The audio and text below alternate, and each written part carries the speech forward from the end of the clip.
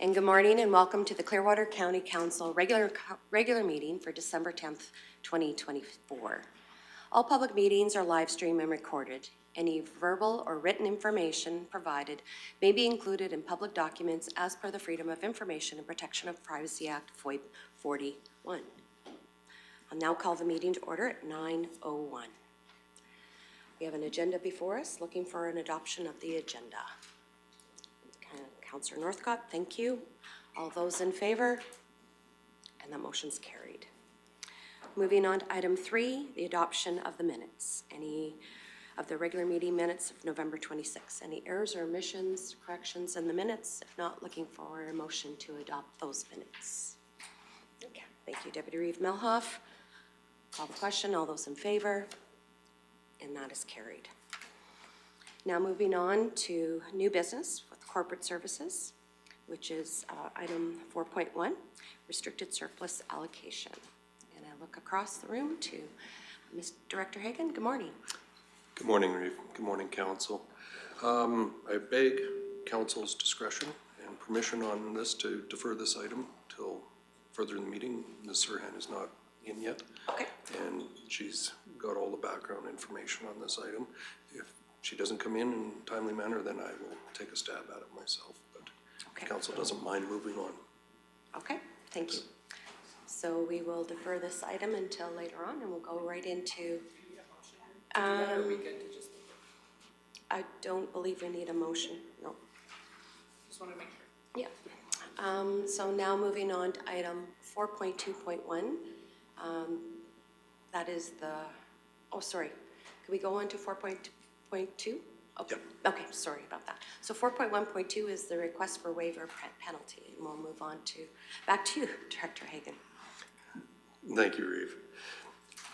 So what you have before you is a request from an energy company to forgive penalties on taxes the payment was received by the county 1 day late. As noted in the agenda item, penalty dates for 24 and 25 are September 17th, December 17th, and April 11th of 2025. Municipal Government Act allows the council to impose a penalty if payments are not received by these dates. But it also allows the council to either cancel, reduce tax arrears, or cancel or refund all or part of a tax. So council does have the discretion to forgive these penalties if it so chooses.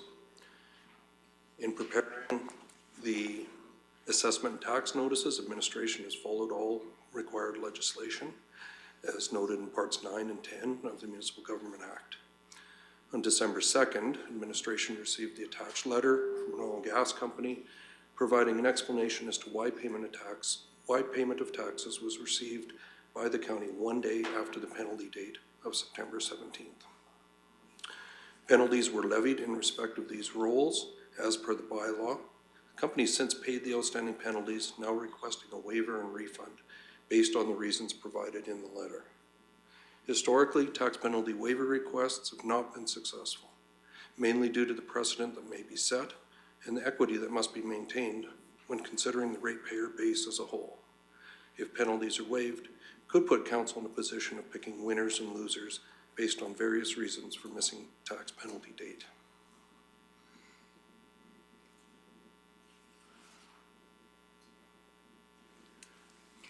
Thank you.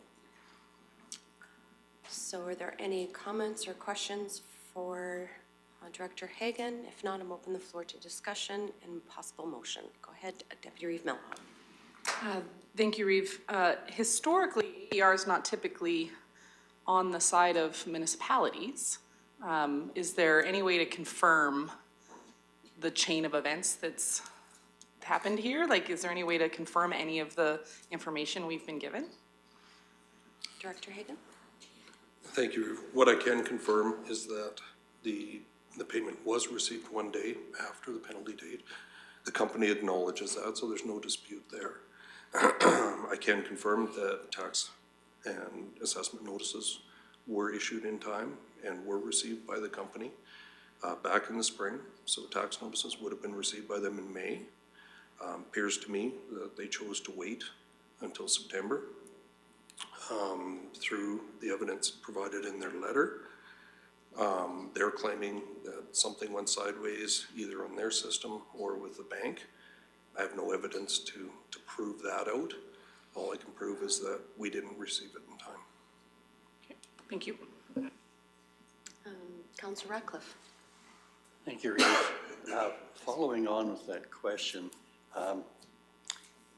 the claim is that the remittance information was sent to us on September 13th.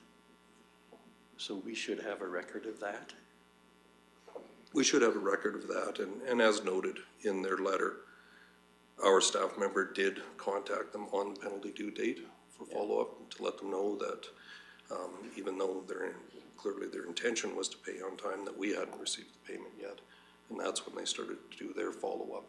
And unfortunately, they just didn't give themselves enough time to do that. Yes, okay. I have another Follow-up, question. yep. Is this company on the bad actors list as far as paying taxes? No. Municipal taxes? No, this would have fully paid things, and it did show good faith by paying penalties up front. So they have zero balance outstanding today, and what they're looking for is a refund of that. Yeah. Okay, thank you. Yeah, I have the same question, Marie, is we have nothing to prove that they have tried to send us money on September 12th. We have nothing, and they haven't forwarded any information showing that they did or anything, have they? All we have is what's been noted here, and assuming we did receive their notice on the 12th, we would have still been expecting payment by the 17th. And when we didn't see it, that's when we did follow up with them to give them a heads up that we hadn't seen it yet. Perfect. I think you've done the right move. I think that should be, I would suggest that we not give them a refund. Okay, Councillor Northcott. All right, thank you. Previous history, have there been any other industry, any other industries or residents that have had the scenario where they were late by 1 day?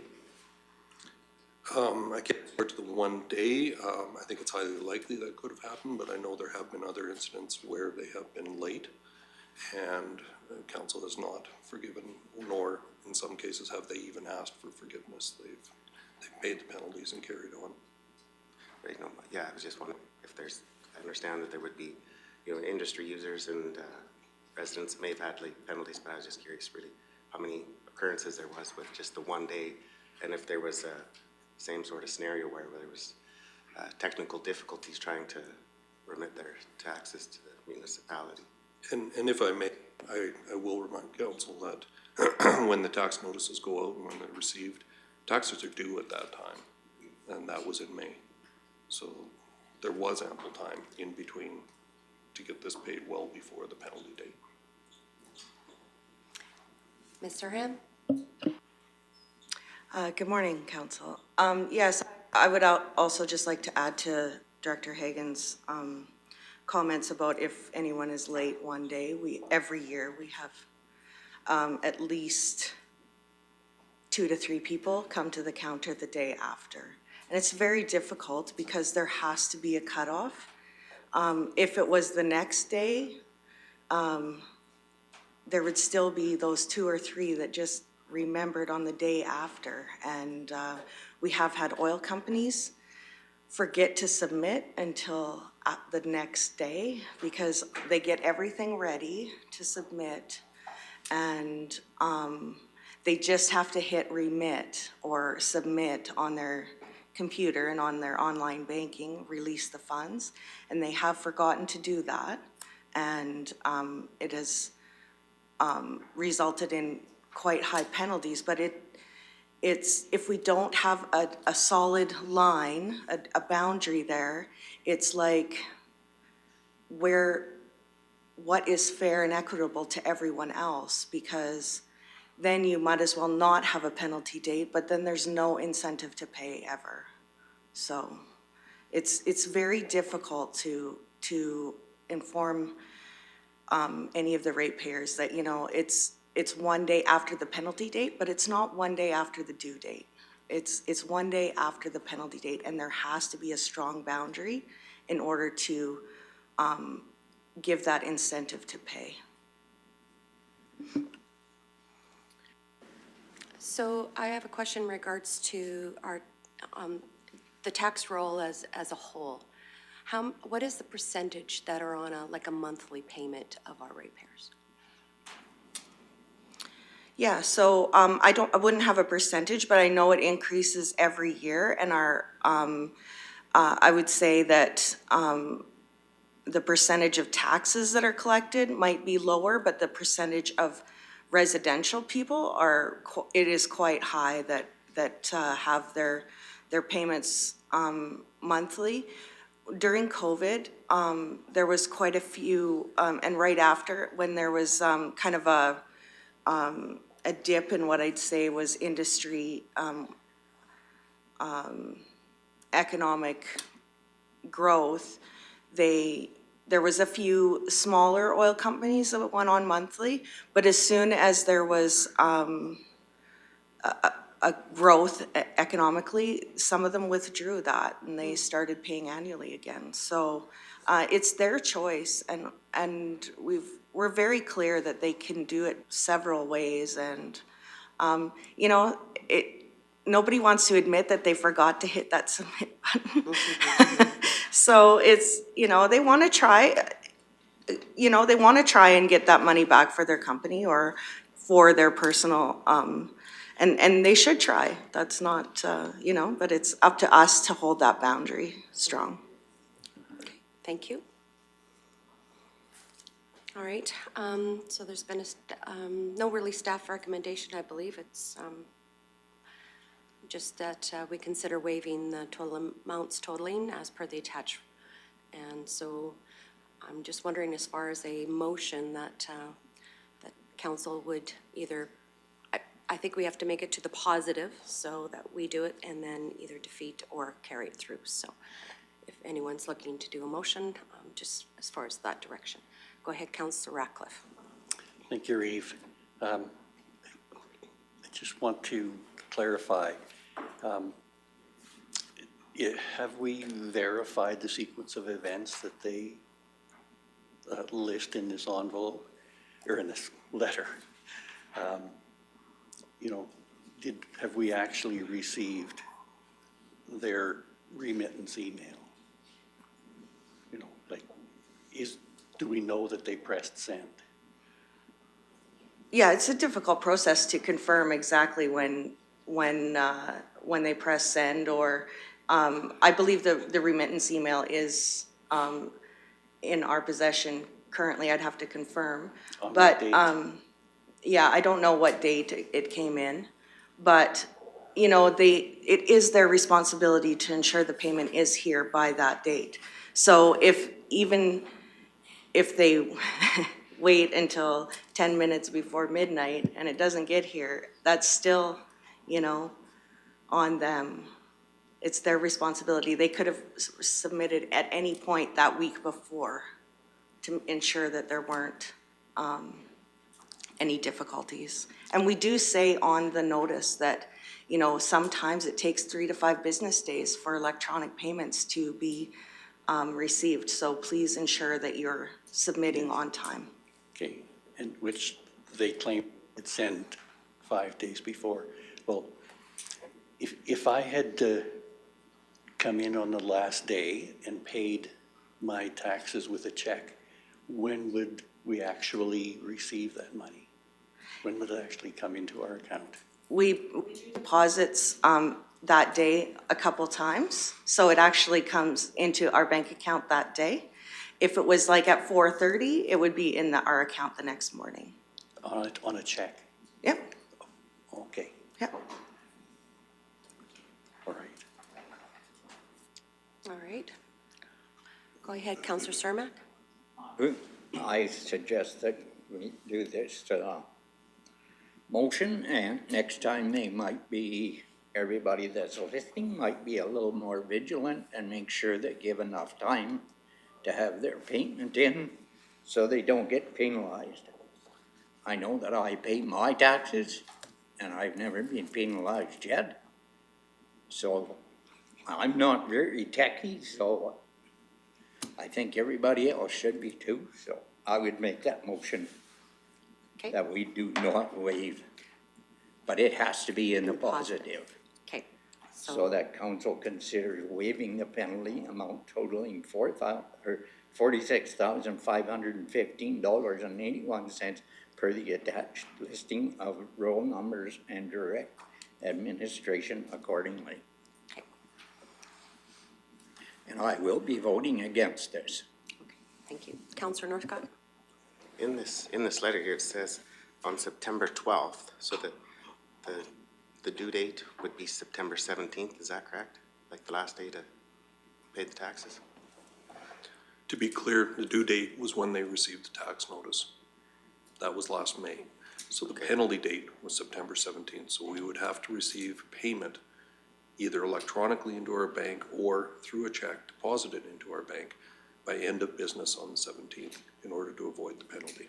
Right, okay, so just so the penalty date was September 17th. Absolutely, yes. But it says here on September 12th, it was showing that their payment was fully approved by their online banking platform.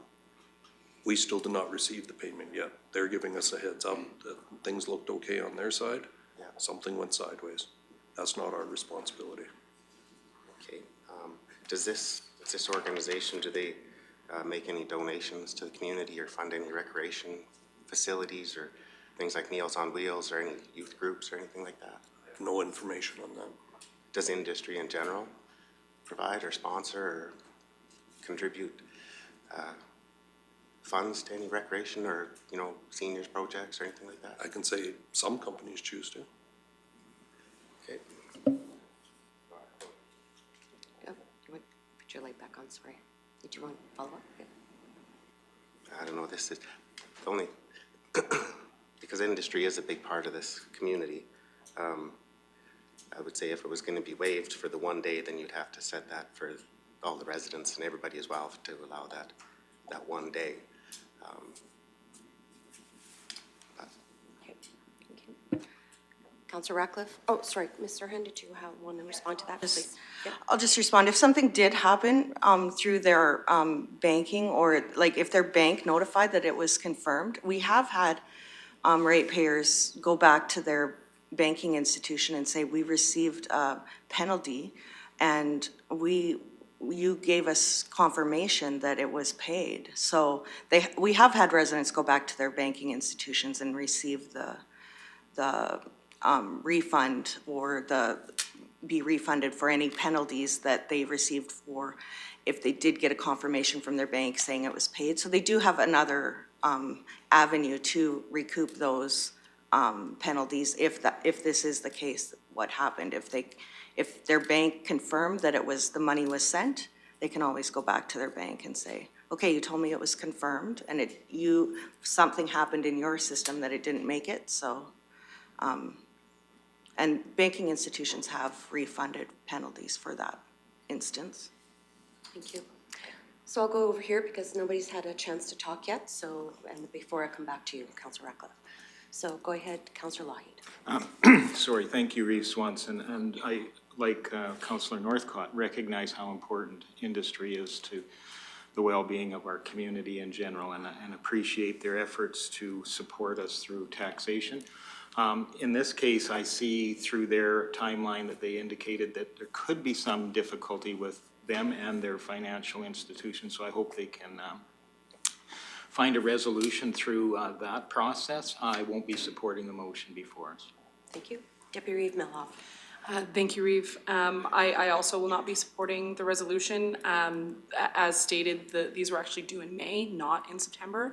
And I think that it's important to recognize that we actually have some of the lowest industrial taxes in making it easier for industry in order to do business in Clearwater County. And it's important that we have that hard line that this is the due date. And as hard as it is to stay strong and hard on that, we stay hard and strong on that for our residents, and we should do the same for industry. Not just because they make up over 90% of our tax base. That shouldn't matter. That should be the line. And if we're gonna sit and tell a resident that they need to hold that line, we should do the same thing for our industry partners. So I won't be supporting the resolution today. Councillor Ratcliffe? Thank you, Reeve. Would you say it's common practice for banks to cover that sort of mistake? Ms. Turhan? Yeah, I'm not sure if it's common, but if it is their error, I have seen where they have covered that, so. Yeah. I don't know, this is a large amount, and I don't know what they're, of course, they're gonna try really hard not to, because that's a lot of money. So, I don't know what their policies are, or who their, I'm not sure if it says in there who their financial institution is, but it will depend on the policies at that financial institution. Okay, this is a difficult question for me because it appears that this company acted responsibly and believed they had a remittance advice. So they believed that the money had been transferred, and they found out the last day, they say at almost 2:30 in the afternoon, that it hadn't been. And they were able to, within their system, reissue funds, even though the original amount was still missing in cyberspace. They reissued the funds immediately the next day. So I feel they acted responsibly around this. I know I wait till later in the payment period to pay my taxes as well. Well, having some financial background, I understand that most financial institutions carry errors and omissions insurance, so that'll probably come out of that insurance claim from them. So I'm not, wouldn't be a bit surprised. And as we all know, that the bank has many, many arms and tentacles across this country, across this continent. So I'm going to be voting against this motion, but I would strongly encourage them to go and take this up with their financial institution. Go ahead, Ms. Sirhan. Yeah, I guess it depends on what you think is immediate, but the next day is not immediate. They knew at 3 o'clock on the day, so they could have made arrangements to courier a check, or I don't know where their head office is or how they do business, but they could have wired the money that day. So they did have options that day to get money to Clearwater County, and they chose to wait till the next day to reissue. So the next day in my mind isn't immediate, but. All right, so we have a motion on the floor. I'll call for, okay, go ahead, Councillor Northcott. I don't know, I think Councillor Ratcliffe explained that. I think that they were trying to be good actors for the community, because I know that there's a motion on the table, but it says here on September 12th, right? So I was just wondering if there would be any way to maybe, if they could verify that on September 12th, that it showed that they had their taxes was fully approved by its online banking platform. I know we do have a motion on the table to maybe postpone this, postpone the decision on this, just if they could verify with some sort of documentation that it indicated that they were. There are technical difficulties sometimes, and there's things, processes do get hacked and things like that, so. Motion's on the floor, but thank you. Ms. Sirhan. Yeah, I was just gonna say, it's difficult to, we have the criteria in place to make it fair for everyone, and if we change the criteria for this instance, then we would have to change the criteria for everyone. So if we're deciding to, that they can, that it doesn't have to be remitted to Clearwater County by this date, then we need to change that for everyone, not just for this particular instance. Thank you. And I will look at the date of the letter being November 18th and also received at the county here December 12th. So they had ample opportunity between September 18th and today to maybe bring forth that information. So anyway, go ahead, Councillor Northcott. Okay, this will be a lot, thank you very much. Thank you. I'll be quiet after this one on this topic, but there is a case-by-case basis, right? That's why these do come to council. But it's, you know, often I see in the community, there's bylaws that are sometimes enforced randomly here and there, but not enforced throughout the whole community on a 100% playing field as well. So, I don't know, case-by-case basis is how I'm looking at it, so. Okay.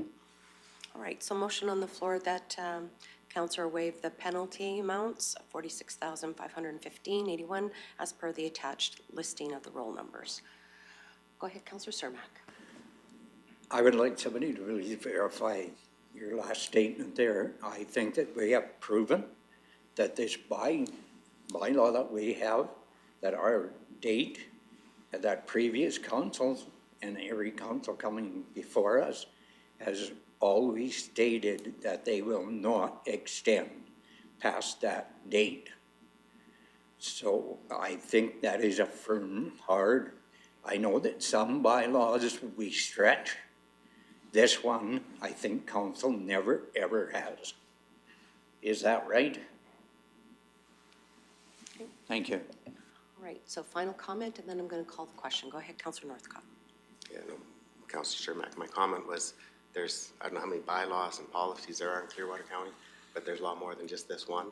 And I've seen that not all the bylaws are fairly enforced on an even playing field. Yep, I agree. So I wasn't speaking to this specifically, but there's also the case-by-case scenario. So I'm going to consider this on a case-by-case. So. I think this one is the important one that we're dealing with today. It's one on the table. Yep. All right, so with that, I'll call the question. All those in favor of waiving the penalty? Those opposed? And that motion is defeated. Okay. Now that Ms. Serhan is back, we can move on to 4.1.1. Did you have a final comment, Ms. Serhan? Go ahead. Just appreciate that council supports the bylaw. If it's not supported, it just makes it very difficult for the staff at the counter and answering the phone to say definitively one way or the other. When council supports the bylaws that they've put into practice, it just really helps support the staff that are answering the phone and because there's a lot more that phone in and come to the counter and ask to be forgiven. So at this time, we are able to say that council doesn't support that. All right. So we'll back up a step and go to 4.1.1 on the restricted surplus allocation. I'll turn that back over to you. Okay.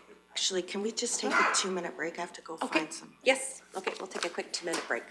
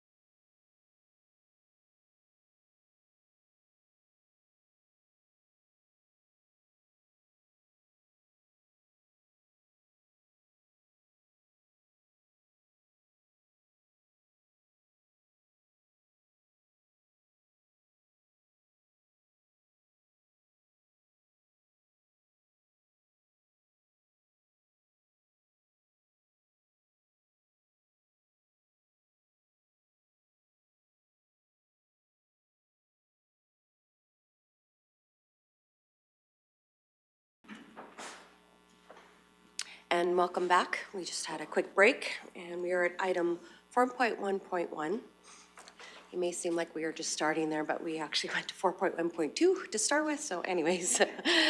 All right, and we'll start with Ms. Serhan to go through the background, please. Thank you for being so accommodating this morning. I was a little less than organized. I appreciate it.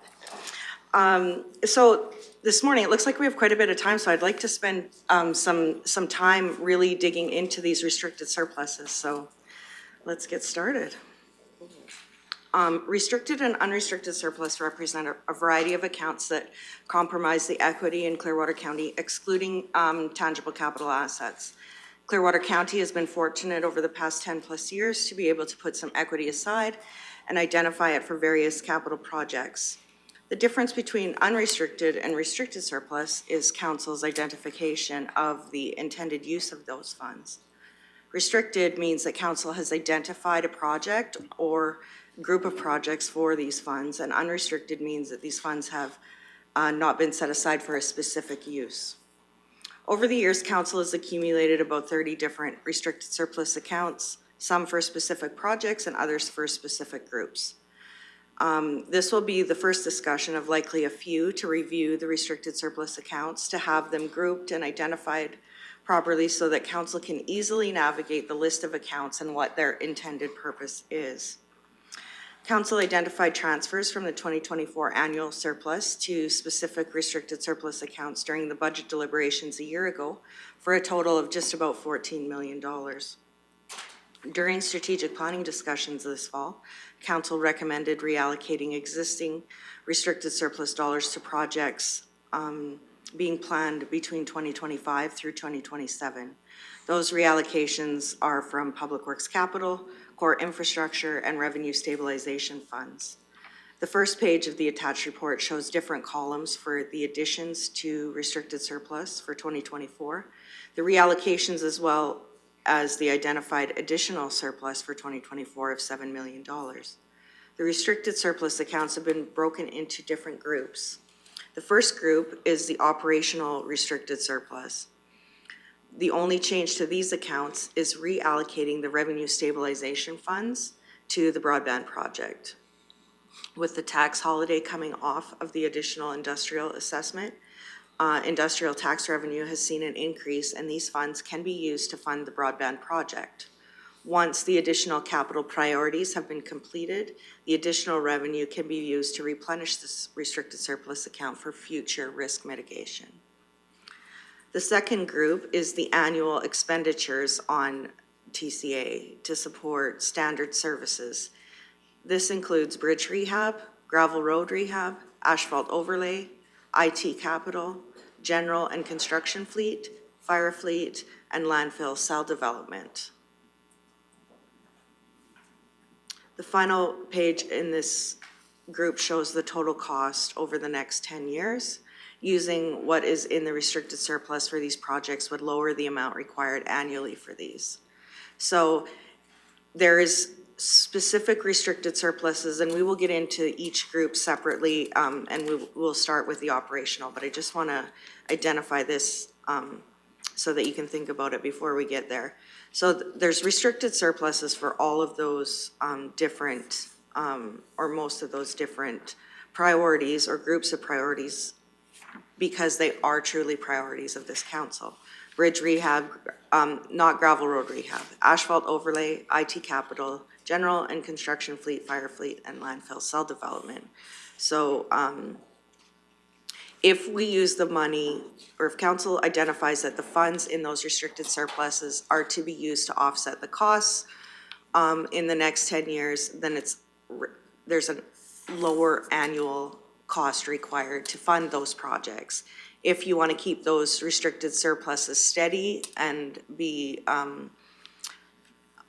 or what level you'd like them to see them restricted surpluses at,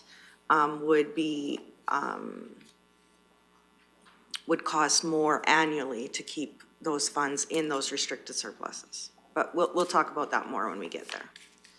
The next group is the non-annualized priority category. This encompasses unique projects that support programs and services, but do not necessarily have additions annually. So bridge rehab, for example, and asphalt overlay, there is projects every single year, and money goes into those projects annually. Whereas in the non-annualized category, it might be, for example, the solid waste transfer station, you would do that, and then it might be 50 years before you do that again. So these are the longer lasting, smaller in number as compared to the number of roads or bridge structures. The largest project in this group is the broadband project. This project needs to be completed by the end of 2026 as one of the criteria to qualify for the grant funding. There is only just over 7 million required to fund these projects as identified through the transfers that are in this agenda item. The final set of restricted surplus accounts is facilities and land development. This category would require an additional $7 million per year to fund all the projects in this category. And that includes the Nordig development. And we'll spend some time going through that. These are laid out in this order because this is what I have heard are council's priorities. That, you know, bridge rehab, asphalt overlay, landfill cell development truly are the priorities of this council. And then the non-annualized priority category, there are some projects in there that are their next priority. And then the facilities and land development is the final priority. So let's dig in. So the first, or do you have any questions in the narrative before we dig into the numbers? Councillor Ratcliffe? You mentioned that there's a 7 million additional surplus for 2024.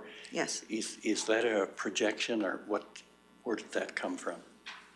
Yes, so directors projected in that agenda item that was presented to council at the last council meeting. Directors had projected where they seen additional surpluses either being under budget in expenses or over budget in revenue, that they're projecting there would be an additional surplus allocation of $7 million in 2024. And none of that is carried over projects? No, the actual number is closer to 10 million that those $3 million is carry forward. Okay, so the 7 million would be from contingency, Yeah, so better than expected pricing? Yeah, the biggest contributor is actually investment income, and the projection of lower write-offs for tax accounts, and there is a small amount of contingency. Most of the contingency went to fund the East project for broadband. And there is some operational expenses that weren't, that there was some savings on, or there were some staff vacancies, or there's always a few operational expenses that don't come right up to budget because municipalities are not allowed to go over budget. So conservatively, municipalities budget for a full staff complement every year. They budget that, you know, where they think their fuel is going to be for the year, and they budget conservatively, which means that if they used all of those dollars, it could happen, and it likely has happened in other years. However, instead of risking that staff need to come back to council every meeting to have additional money or not have enough revenue generated, it's a conservative budget. So there will be surpluses, additional surpluses to allocate to capital projects at the end of every year. Okay, all right, thank you. Okay. Deputy Reeve Milhoff? Thank you, Reeve. So I've been taking different finance courses to try to make sure that I fully understand this. So every year I try to take another one. Yeah. And there's a term brought up at one of our last AGMs that I went to that I hadn't fully understood. I've dug into a little bit, but I'd love to get your perspective. Sure. And it was actually in the AGM's budget line, talking about the time versus money change. Are you able to elaborate on that? Like, my understanding might be different than what it actually is. So the time cost of money. Sorry if it's No, not relevant. I just think Yeah, that no, it that's actually okay. is relevant when you're saving for projects that that inflation might outrun the cost of a project. And I Absolutely. think that's what it means, but I'd love to actually understand if I get it. I'm gonna let Director Hagan start and, yeah, thank you. Director Hagan. Thank you, Reeve. I believe the term you're referring to is the time value of money. Thank you. Yes, that's the one. Typically, what that refers to is the concept that money tomorrow is going to need to be greater than money today. And essentially, there's two factors at play here. One is putting that money into investments and earning on it today. The other competing factor, of course, is inflation. So if you were to look at a project that, let's just say you intended to construct something in 10 years from now, you would take two approaches to it. One is, and let's say you have two options to compare in that 10-year period. So one, you would try and estimate what the cost of that will be in 10 years as compared to today for the various inflation factors coming into play in terms of materials and labor and so forth.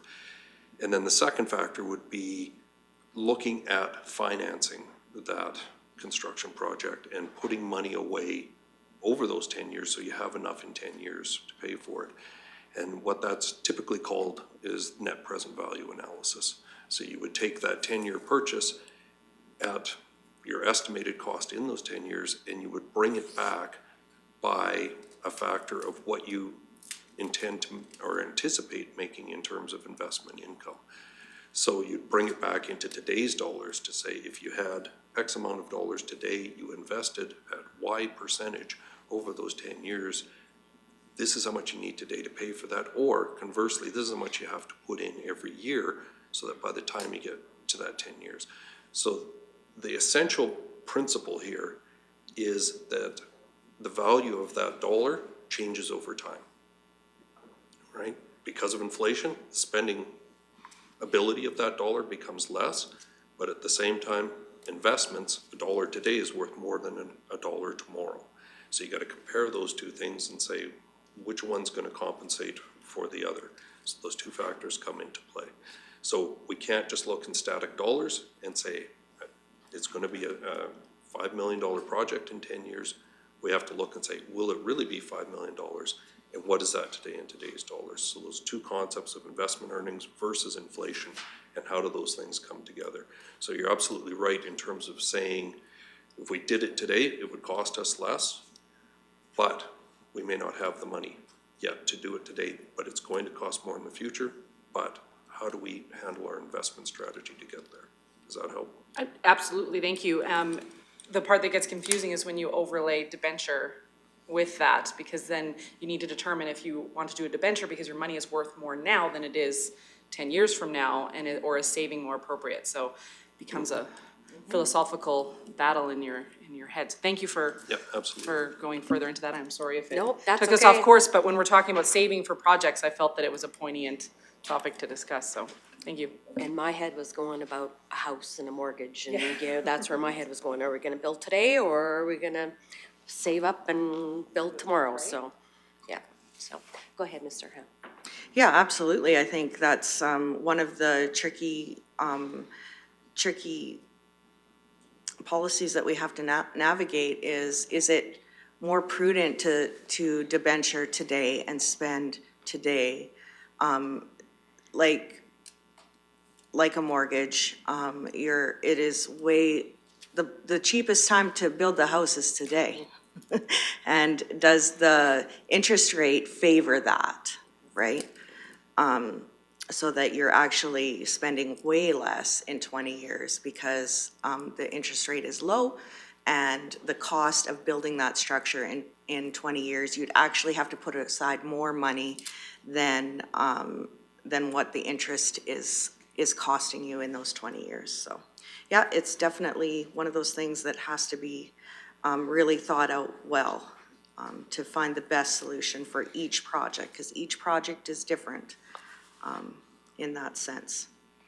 So, on to the first spreadsheet there in the package is one that lists all of the restricted surplus accounts and one called other annually funded programs. So that's actually one that it's not typically a restricted surplus account, although I believe if we're moving towards funding all of our TCA through restricted surplus, we need to have an account that allows us to, sort of a clearing account, put those funds in and take out for gravel road rehab, even though it's a similar amount every year. There needs to be a clearing account so that we can see we need to generate that surplus in operations that year to pay for those things. So again, it's gravel road rehab and that IT capital that are spent close to the same amount every year. So operationally, you'll see stabilization fund, GIS is air photos, public works gravel reclamation, and emergency preparedness. And the emergency preparedness has a policy for $2 million. We spent just over $700,000 out of that in 2 years ago or last year in a flood event, that there is a grant application out there, and we haven't heard exactly what the dollar amount is that they're going to fund. I suspect it's going to be slightly under the 700,000, so that restricted surplus, once we know the amount that needs to be funded in there to top it back up to 2 million, we will advise council to put those funds in there and get that restricted surplus back up to the $2 million that it says in policy. So those are operational restricted surplus, and we don't typically budget to save money for operational type costs, except in these instances where it's a project that is coming out of operations and it's not annual. In the second set of restricted surplus accounts is those annual standard programs and services. So the bridge infrastructure, the fleet, cell development for the landfill, other annually funded programs, gravel road rehab, IT capital, asphalt overlay, and work in progress carried forward from previous years.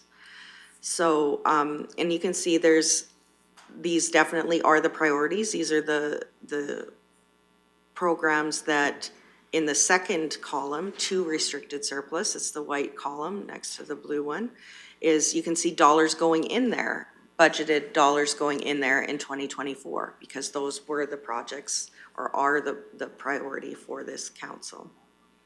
The second set is those non-annualized priorities. So they're those one-offs that might happen once every 50 years or 40 years, or in the case of West Country Roads, when we have enough dollars in there to do a project, then we do one. So Public Works gravel inventory, that's for purchase of land and gravel stores, trails, Public Works capital, sewer, Leslieville sewer, broadband, West Country Roads, resource roads, and core infrastructure.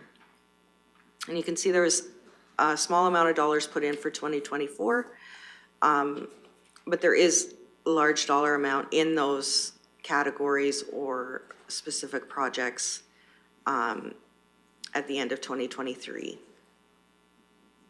And the next group is facilities and land development. So the ag rec facility, the airport, fire facilities, the fire training facility, solid waste facilities. Nordeg now has 2 different restricted surpluses, and the operational and administrative facility. And you can see the total of that second column being what was budgeted for going into restricted surpluses for 2024, of being just under that $14 million. So then the third column is just the balance after we would transfer those dollars into those restricted surplus accounts. So just dealing with the transfers to restricted surplus in that column, what the balance would be. Now, the fourth column is the reallocation. So you can see the dollars coming out of the stabilization fund. There's some dollars coming out of the work in progress fund for projects that have been completed, but the dollars weren't totally spent. The dollars coming out of Public Works Capital, and then dollars going into broadband and West Country Roads to complete a project in 2025. The surplus dollars that were in core infrastructure over and above the projects that were coming out of there. And then dollars going into the Nordeg, what we're calling the new philosophy, and some of the solid waste facilities. So you can see the balance of that is $7 million. So that's the additional, so it's taking into account moving from some of those restricted surpluses and that additional $7 million surplus in 2024 and transferring into the priorities that this council identified. And then planned expenditures for 2024, and then the balance after those planned expenditures. So let's go through them group by group. The next slide is the operational accounts. And again, there's not much activity in these accounts except for that $10 million coming out of the revenue stabilization that would be used for broadband in the short term, and then with the additional assessment in the non-industrial group, that those dollars could be grown to mitigate risk into the future. Now the second set, the next slide, is the annual TCA to support standard services. And again, these are the ones that, so there's $36 million, $36.5 million in these projects to put into these projects into the future. However, there are, for the most part, expenditures in every year, and these dollars need to be generated through tax revenue every year. If the balance of these restricted surpluses are used and brought down to zero, then those projects would need to be taxed to fund them year over year. So there should be some sort of balance to buffer the high years versus the low years and do an average over the 10 years.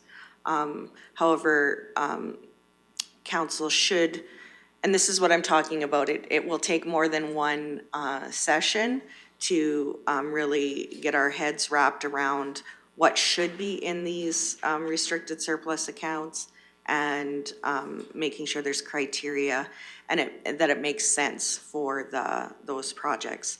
So after the planned expenditures in 2024 and the reallocation out of the work in progress, there's $25 million set aside for those annual standard service projects. Question from Deputy Reeve Milhoff, and then I'll go to Councillor Lougheed. Thank you, Reeve. I think you might have just answered it. You said there's going to be more than one session to determine what should be in these accounts. So should we be asking questions on that right now? Yeah, absolutely, please. Okay, so a question with regards to the correlation between gravel reclamation and the gravel, there was another Inventory? gravel one, Yep, sorry. there's gravel inventory and gravel reclamation. So the combination of those is 10.5 million. Are we ever going to be reclaiming all of the pits all at once? And if we did ever have to reclaim all the pits all at once, how much would that cost? Is this the right number? Or should it be less or more? Like, I know we have a policy around gravel. We have to have 100 years worth of gravel road inventory at any given time. How are we actually measuring that? Have we hit that goal? Are we under that goal? Are we way over that goal? I just want to make sure that we actually have it funded appropriately, not overly funded, because I don't want to be overtaxing residents if we are over our policy numbers. Correct. Okay, so gravel inventory and gravel reclamation are two separate things. Gravel reclamation is when there is a small premium charged to gravel to the projects that are using gravel, and those dollars get set aside annually into the gravel reclamation restricted surplus. And that's to ensure that the projects that are using the gravel the cost of it is appropriately accounted for in the fact that that gravel pit will need to be reclaimed at the end of its life. So that's those dollars that are set aside in that gravel reclamation will go to are for the gravel that has already been used out of pits that has not been reclaimed.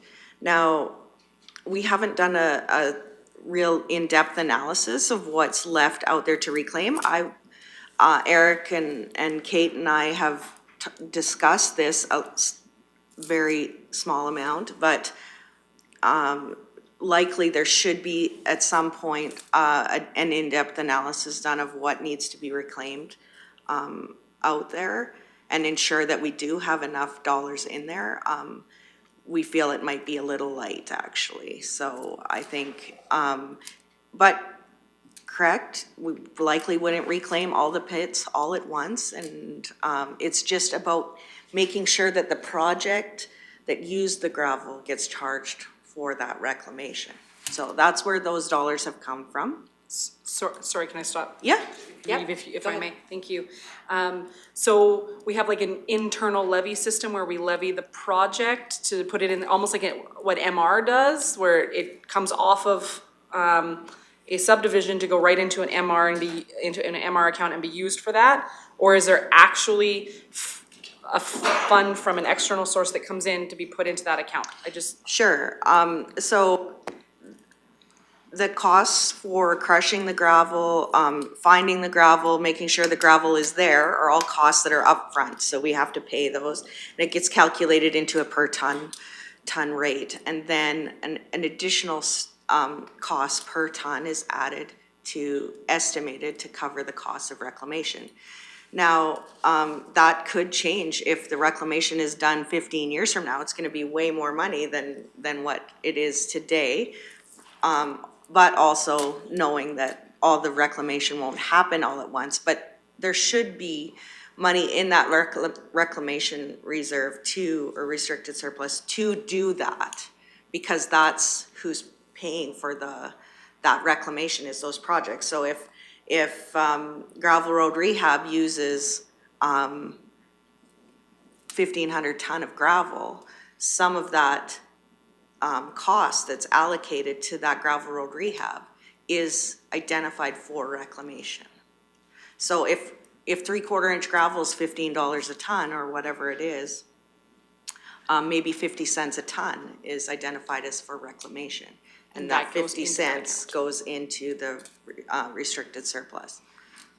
Do we have a policy laying all of that out to watch that happen? I just haven't seen that one come back, so this is new information for me. No, it's just operational. That's operational how we have ensured that there is dollars for reclamation. There's no policy stating what that amount is, or it's just calculated every year that there's a new rate set per ton for each size of gravel, based on what the reclamation is, or what the cost of excavating and crushing that gravel is. So would there not be that projected balance and a change be made there? Because this year I'm sure we crushed, et cetera. So should we have an idea of what will be going into that account then by the end of 20? Because there's not a change on here, which is why I was confused that we're saying so much per ton goes in there. Should there then not be a number? It varies. Gravel is very complex because it's an estimated amount of the inventory. It's a it's a drawing that's done so that you can tell how much is in that stockpile, but there are mitigating factors to calculate what the tonnage is there, and there are years where there seems like there's gravel loss, because when you crush, that first year, some of it sinks into the ground, so when you look at that pile, it looks smaller. But then when you go and use all that gravel, then there's some of it, you get that gravel back because it's sunk into the ground, but you still are able to use it. So then when you're calculating all of that, those ups and downs also are hitting that account. So it's a very complex calculation to, it takes, at the end of every year, it takes me about 5 days to do the calculations for the gravel inventory. So it's a lot. Goodness. Thank you. Yeah, you're welcome. Councillor Lougheed? Sounds very complex, and I'm just trying to get my head around it a little bit. So Yeah. there is an actual restricted surplus, a dollar or a cash amount for gravel reclamation? Yes, So yeah. that $10 million is in a, for lack of a better description, a jar somewhere waiting to be used for that purpose? Yeah, so I would say the gravel reclamation also, you know, and gravel inventory goes to offset what inventory we have sitting in gravel also. Like, it's not all cash. It's sitting there as gravel also. That was the second part of my question then, that other number that's related to gravel inventory may have a component that is a value for the gravel, or is that a cash value as well? The inventory restricted surplus? Yes, the gravel inventory restricted surplus, which was, I think, was, where were we at here? Gravel reclamation is 6.1. And the other one was 4 million?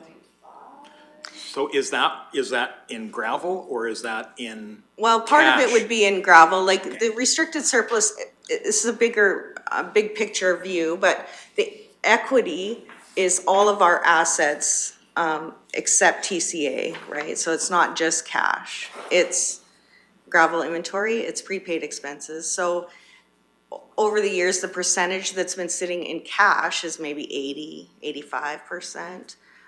If we were to specifically identify restricted surpluses for those other assets, like gravel inventory and gravel reclamation is sitting as gravel, then probably half of that is gravel and half is dollars. And then the other restricted surpluses are 100% cash.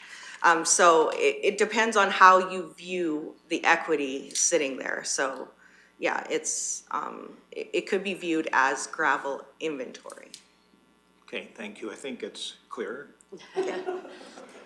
And I guess from my understanding too, on a reclamation side, most gravel companies or gravel operators understand that, well, I'll just say the industry standard is they always have that reclamation dollar set aside for future. So it's common practice in the Sand and Gravel Association to do that. So we're just following proper practice, I would believe, in that space. So, go ahead. Oh, go ahead, Councillor Lougheed. Do you have another one? No, I Okay. did not. Thank you. Okay. Okay, moving on to the next. Oh yes, so the annual TCA expenditures to support standard services, the next report is all of the projects that are on the 10-year capital plan to be supported through those restricted surpluses.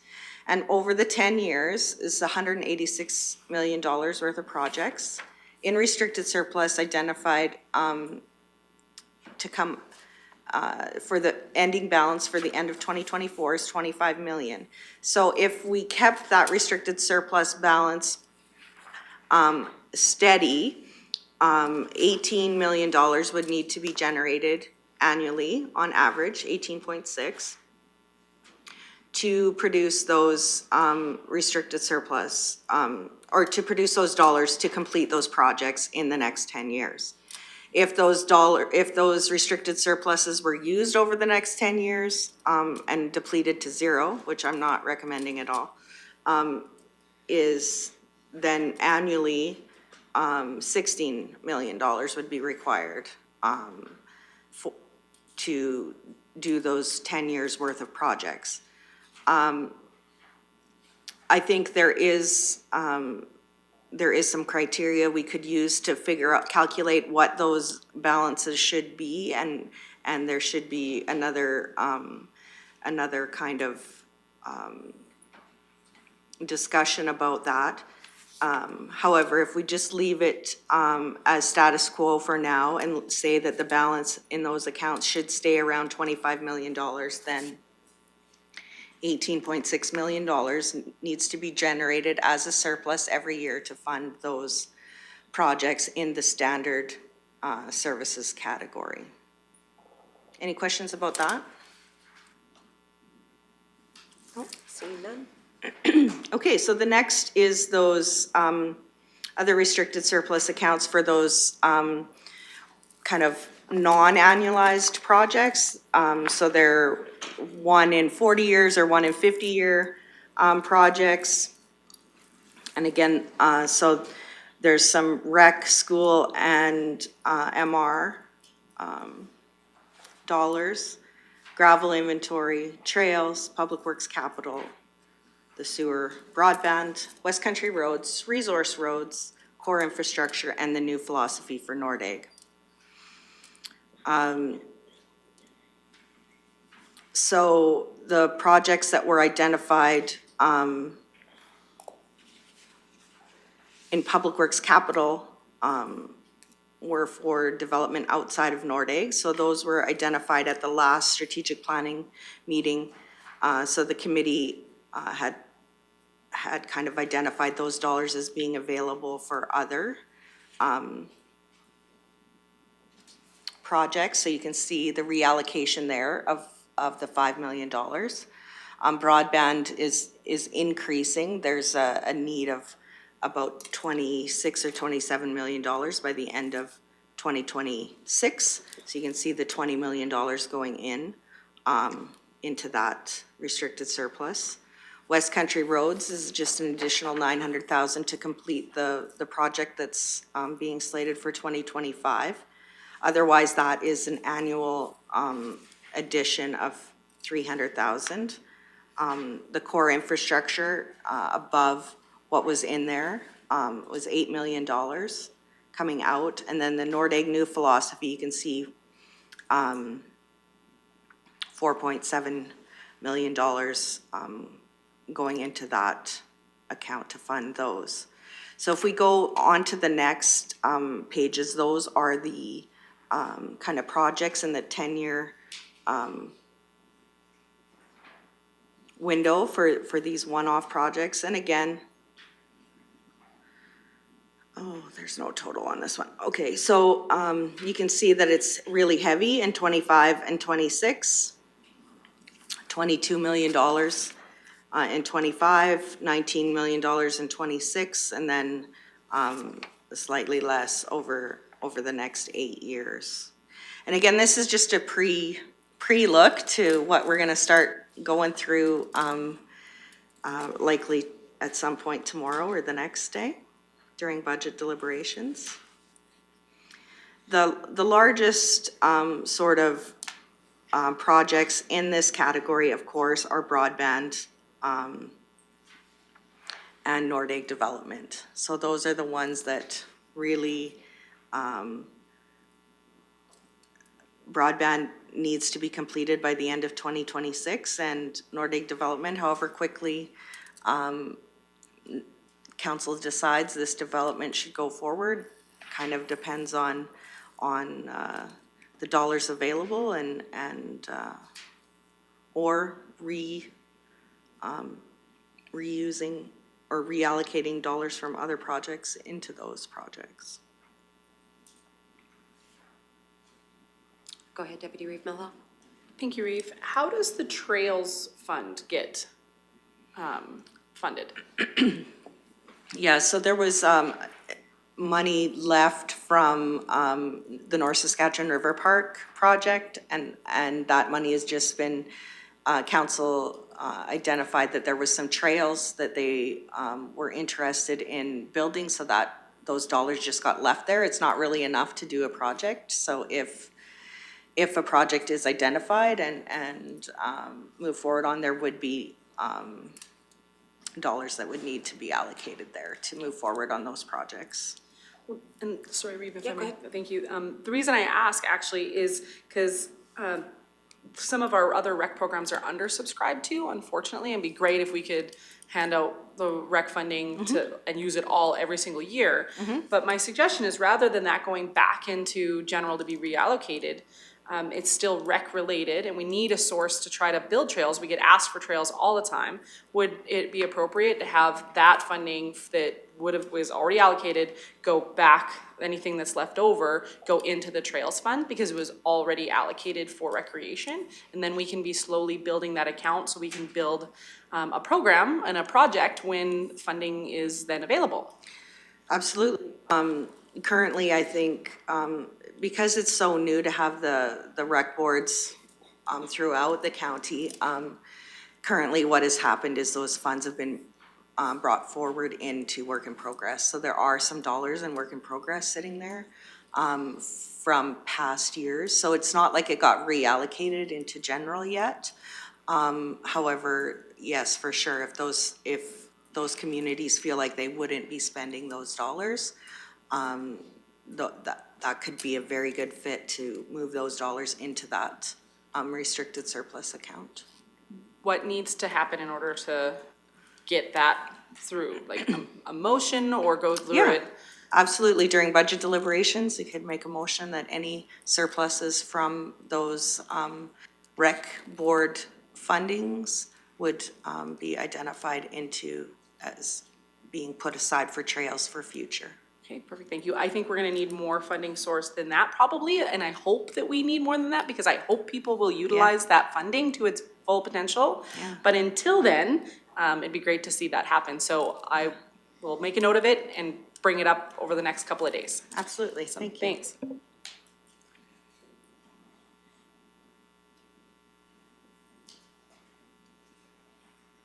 So the last category is the facilities and land development.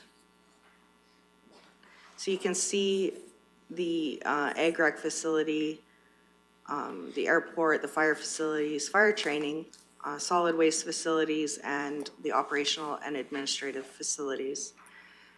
I believe there was a project added to the operational and administrative, being funded through the operational administrative facility that didn't get added to this document. It was in before the decision was made, so that will be changing.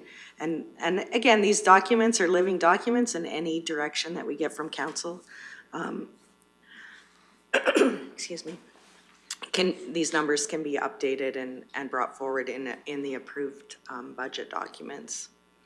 The one I would just like noted here is the fire training restricted surplus, and those dollars are generated through deployments and set aside specifically for training facilities currently by dollars generated through firefighters going to deployments for wildfires. There are projects being identified in future years to use those dollars. The other ones are when we go through the. I have a question in sorry. regards Yep. to that fire training. So does the deployment dollars, like you've mentioned, generated, how quickly does those dollars get put into our account, or put into that account? Is it a year later Yeah. or after? Yeah, so it's in the year it happens, excuse me, in the year it happens, during our year-end work. So we would take the dollars that are generated, invoiced out, and deduct all of the costs, so the salaries or honorariums or however it's calculated for the firefighters and all their expenses. So their hotels and meals and everything is deducted, and then there's usually a surplus from that. And then during year end, we calculate what that number is, and that money would go into those restricted surpluses at the end of that year. Thank you.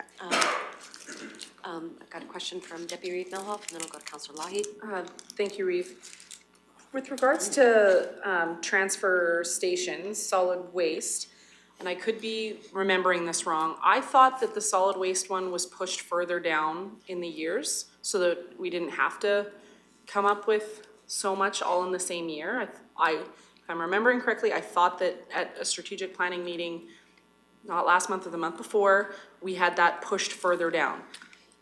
So I believe on page 17 of 18 of this document, right at the bottom is the transfer stations. And the solid waste central site, 275,000 is identified in 2026, 4 million in 27, and 5 million in 28. Okay, and I see that here even on page 28 of 138. I'm showing that here, but I thought that it was all pushed further down. I thought it was pushed at a strategic planning meeting. I'll let Director Hansen speak to that. Yes, good morning, everyone. Good morning. So I'm gonna take all the glory away from budget deliberations. You're absolutely right. During the discussion that we had with strategic plan, there was discussion about moving the preliminary engineering 2 years down the timeline. In further discussions with the operations group as well as COM is there, we actually wanted to bring it back one more year just due to the we're worried about the longevity of the existing conditions on the temporary waste transfer site. So we took it upon ourselves to actually adjust the budget, which was going to be identified, say, during budget deliberations there, that this was our staff recommendation. Even though it was discussed during the strategic planning, it was going to be pushed out 2 years, we recommended that it only be pushed out for an additional year. So so you're absolutely correct, that was the discussion during strategic planning, but it's our recommendation that we pull it back one more year, and it's completely up to this council whether they want to maintain that same schedule based on that information or go with the staff recommendation. And we'll dig further into that tomorrow or the next day, wherever that's landing in our schedule, I'm assuming, or do I need to dig into it now? I don't know. Tomorrow or the next day is good? Yeah, Okay. we're gonna, the directors will be prepared to speak to all the capital. This is just kind of a prelim look, just so that we can talk about the restricted surplus accounts. Okay, perfect, thanks. Then I will get you tomorrow. Sounds good. Councillor Lougheed? Swanson, my question relates to the fire training reserve, restricted surplus. That one, as you described, was from revenues from deployment. That would be excluding any compensation for apparatus, equipment, and consumables, or is that all included in there? No, for sure, any of their expenses that they've consumed, or meals, or rooms, or their salaries are all deducted from that first. So this is just the surplus amount. Thank you. Yeah. Councillor Ratcliffe? Thank you, Reeve. Just some clarification on that. Does that include depreciation of the equipment that is deployed with them? No. No. Okay, thank you.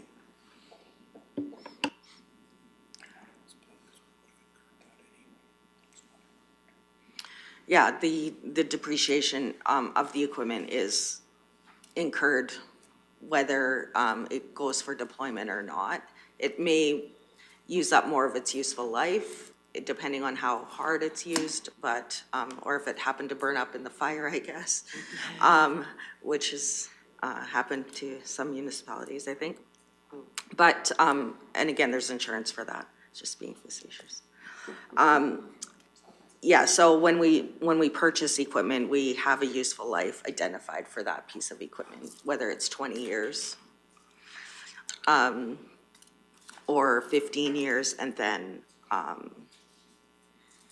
that depreciation would be incurred anyway. Yeah. So the one thing that I just wanted to talk about a little bit is the Nord Egg development, and we will dig into that a little more tomorrow and the next day also. You will see a longer projection in in the budget documents that we will be reviewing tomorrow. And there is the difference between the Nordeg new philosophy and the Nordeg restricted surplus account that's currently on the, in the list of accounts is that if there is lots for sale from the development of those lots, it goes to offset the cost of that development. However, in some instances, it isn't covering the cost of the development. So, and that is in the old Nordeg restricted surplus. And the new philosophy projects are ones that there is no revenue coming from that development at all. So it's a road or whatever the municipal infrastructure is, that it's a piece of infrastructure supporting the development of Nordeg as a whole, but no part of that project is being sold to an external party. And therefore needs to be funded through other means, mostly tax revenue. So when we talk about this tomorrow, there are the long-term view of the two Nordeg restricted surpluses are kind of, even the old one is going further and further and further into the red because the revenues are not offsetting the costs of developing those lots or the infrastructure to support those lots. So there needs to be kind of a discussion to confirm the timeline and the projects that are moving forward or are in the 10-year capital plan for Nordeg development. Questions? Councillor Ratcliffe? Thank you, Reeve. In the old philosophy, were the costs of infrastructure, the roads, the services, were they covered by the lot sales? Yes. That being said, there wasn't, in the north, there wasn't as much Investment. yeah, there wasn't as much investment in those lots or the road infrastructure because they're gravel, so it kept the costs low. And then the market was able to withstand the price of those lots that generated enough revenue to cover the costs of those developments.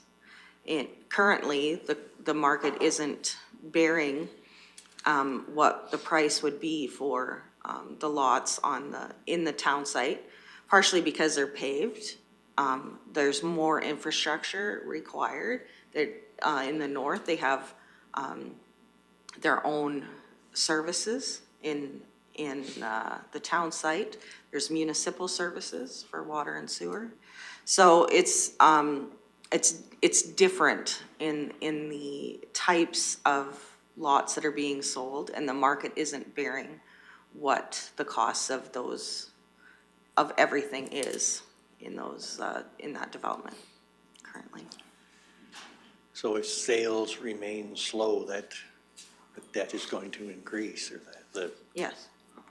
not so much the debt, but the, Well, what's happened is that currently, I don't see it on my list, maybe on the very first one.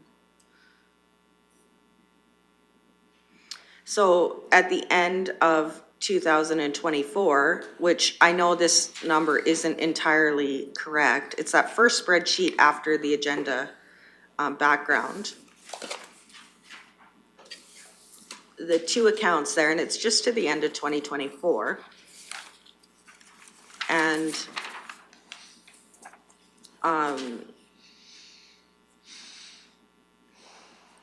know that in 2024, $5 million isn't going to be spent. So that number isn't accurate to the end of 2024, $11 million in the whole. But at the end of 2023, that's an audited number, $6.9 million is what has been spent more than what's been received as revenue.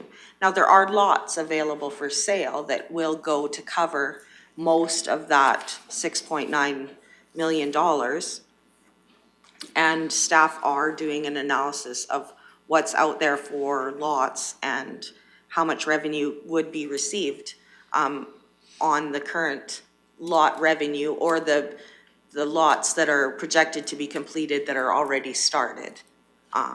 So we can talk about that again during budget deliberations, but it is sitting at a deficit. And what happens is, so the total restricted surplus might be $108 million at the end of 2023. But if we had to disperse those dollars, some of the restricted surpluses that are in a positive would have to go to offset the one that's in a negative. Okay, yes, it bears more conversation. Yes. Thank you. Deputy Reeve Melhoff. Thank you, Reeve. I agree, and it would bear more conversation, because then I immediately look at, do we have those same numbers for the upgrades we just did in Leslieville and Condor?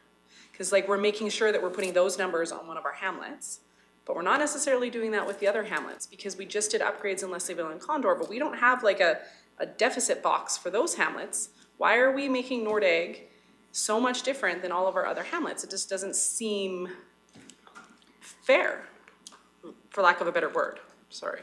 It's for developing them. Yeah. Leslieville already and Condor already exist. And that's what will happen to Nordegg in the future. You will have to upgrade or make sure that those services are maintained in the future, the water, wastewater, and the pavement in the town site. And those residents will have the benefit of that moving forward, but it's the initial cost of creating that development. Well, technically, they kind of existed and were upgrading a mining town, right? Like, that community did exist, just like it was a rail town in Leslieville and a rail town in Condor, right? I'm trying to make sure that we're applying the same lens as equally across the municipality as we can, rather than singling out one community. Most of that town was abandoned. There are not people living on those streets that are being developed, and that's the difference. So as those lots get sold, that number, I guess, goes up rather than decrease, because right now it's been under. Yeah. So that number will come out to hopefully even when it's done. Hopefully even to the end of 2023, we do need to do an analysis of what the inventory is and what the market is for those lots, and what the market will bear for the price of those lots. And then we won't look at different hamlets differently, hopefully. Right, like it is different because these lots are being created and growing that community more than the other communities. CEO Evans. Thank you, and I believe if I can just try and wrap it up, for Deputy Reeve Melhoff and the rest of council, what Mrs. Sirhan is saying is, this is an anomaly to Nordegg, because Nordegg is the anomaly. We are not only the governance, we are the developer. And this part of the conversation is the developer part of the conversation. We are not the developer in Condor and Leslieville. Those are existing communities, they're established. There was no talk of an off-site levy when Nordegg received a brand new wastewater system or water treatment as the same as Leslieville and Condor when they received their brand new wastewater systems. So there is equity in the way the hamlets are treated that way. The anomaly with Nordegg is we are also the developer. So this speaks to the developer side. Councillor Ratcliffe. Thank you, Reeve. For me, the concept posed by the Deputy Reeve has some merit. Looking at it from how the public might see this is, you know, we may have people from around Leslieville or Condor saying, why are you spending so much money in Nordegg, where had we similar accounts for Leslieville and Condor, where we have spent millions of dollars the last few years to offset that conversation or that perspective that we're putting a lot more money into Nordegg than we are into the other hamlets. And the potential to sell those lots and recoup a lot of that funding is not available in those other hamlets. So it would be useful to have that perspective for the public of how their money is actually being invested in the communities. I guess, just in response to that, we don't know that it's not available in other hamlets because we haven't been the developer in the other hamlets. We are the developer in Nordegg. So if Clearwater County decided they wanted to be the developer in Leslieville or Condor, those lots may sell at half the cost that it costs to develop them also. Councillor Ratcliffe. Thank you. Until then, we have no real opportunity to recoup those costs except through taxes and, well, and some service fees, but In other hamlets? in the other hamlets. Yeah, because they're existing. Yeah. They're existing. There is Clearwater County isn't developing a road that no one lives on in those hamlets. They're only Yes. upgrading or maintaining the current facilities. Just like the wastewater system in Nordegg that was put in, it was grant funding. It wasn't recouped through the due to, due from. It was another form of revenue that paid for that, just Yes. like it is for Okay. Leslieville and Condor. Yeah. Oh, it just will be interesting to have that balanced perspective of where the taxpayers' money has been spent. Deputy Reeve Mello. Thank you, Reeve. So we may be digging further into this type of analysis with the impending amalgamation, because we are a developer in the current village of Caroline. So this may be a conversation again with regards to that area in the village, Absolutely. because with it now being, come January 1st, a hamlet, that can be a conversation we have under the interim council of, is this still the philosophy that works for us, or do we need a different one going forward? So I think that it will be a conversation to come. Absolutely. Okay. Follow-up? No. Okay, I'm very done. good. Okay. So, to wrap it up, I just want to ensure that administration heard correctly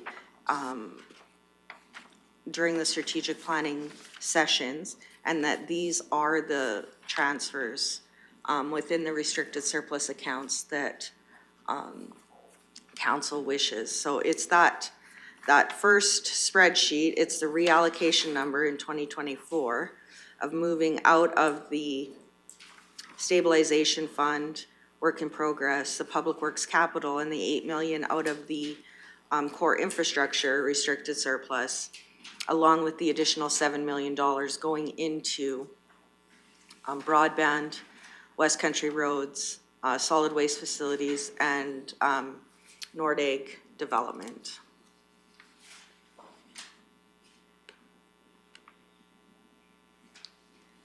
Any other comments, questions? Seeing none, did we need a motion for that?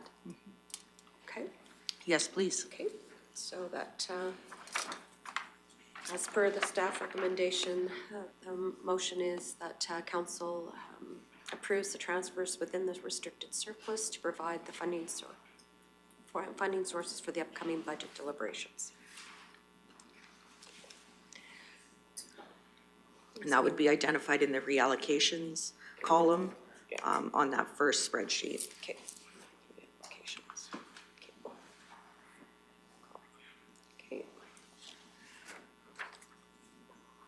And again, even if makes this motion and then budget deliberations changes the priorities, these can be changed. It's just to make the funding available to what administration has heard is priorities for this council. And again, it just takes another motion to move it. Okay. Councillor Ratcliffe? Thank you, Reeve. The question here is where we are going to put these surplus funds, into which accounts? Is that correct? Yes. Okay, thank you. Yeah.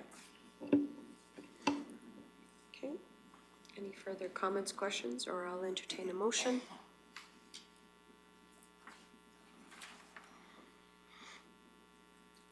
Give a minute here to look at that.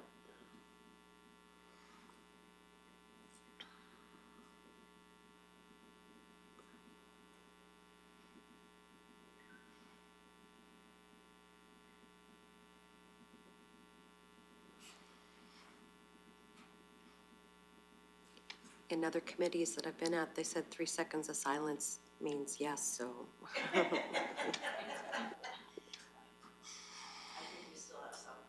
Yeah, looking at the information. sure, for sure. But, I mean, we can always table until this afternoon if that makes council more comfortable. Or, Yeah. I don't know, the agenda is kind of small because we don't have a planning component. Well, sorta, that's coming up next. Go ahead, Councillor Ratcliffe. Okay, I'm just going to go out on a limb here. From the priority-based budgeting session, my takeaway is that one of the factors is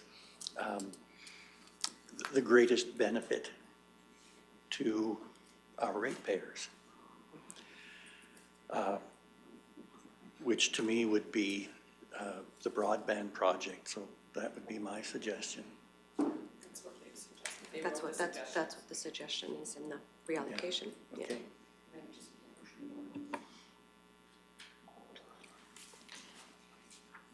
So do we want to make a motion or do we want to table?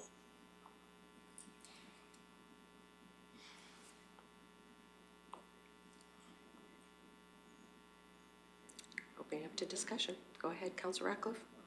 There don't seem to be any questions to be answered. There you go. So I would make that motion that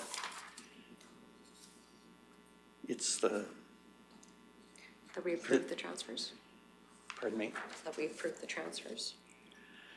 that council approves the transfers within restricted surplus to provide funding sources for the upcoming budget deliberations as per staff recommendation. Okay, thank you. Any comments or questions on the motion? Deputy Reeve Mello.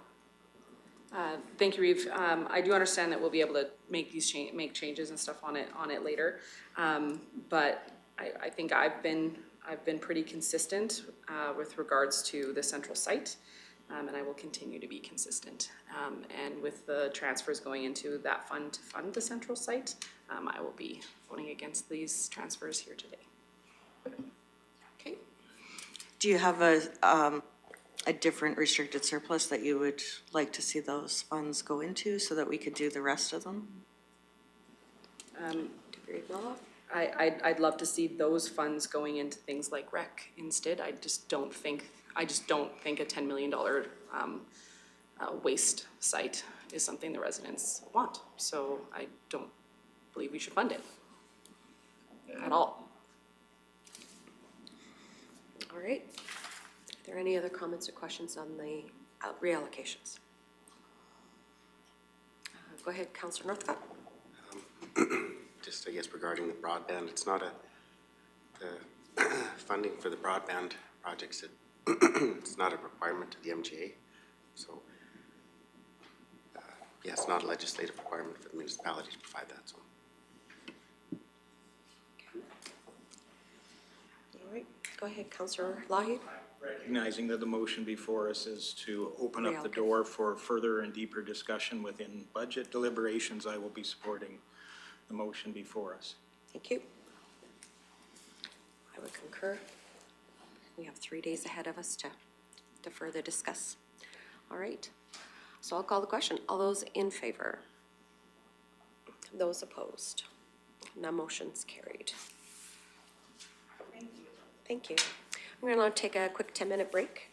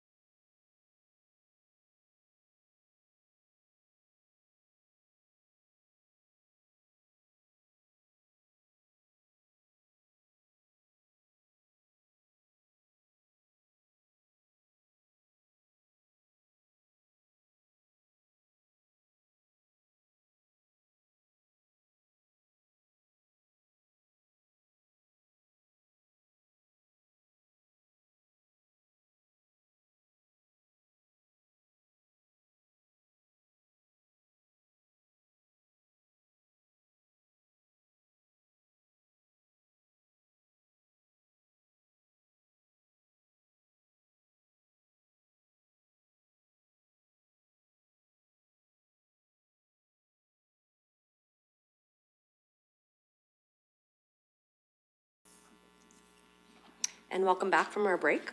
We just finished the new business under corporate services, and now we are now going to 4.2, which is planning emergency services, 4.2.1, which is the Rural Municipalities of Alberta 2025 Spring Resolution. Now I'll turn it over to Ms. Hager.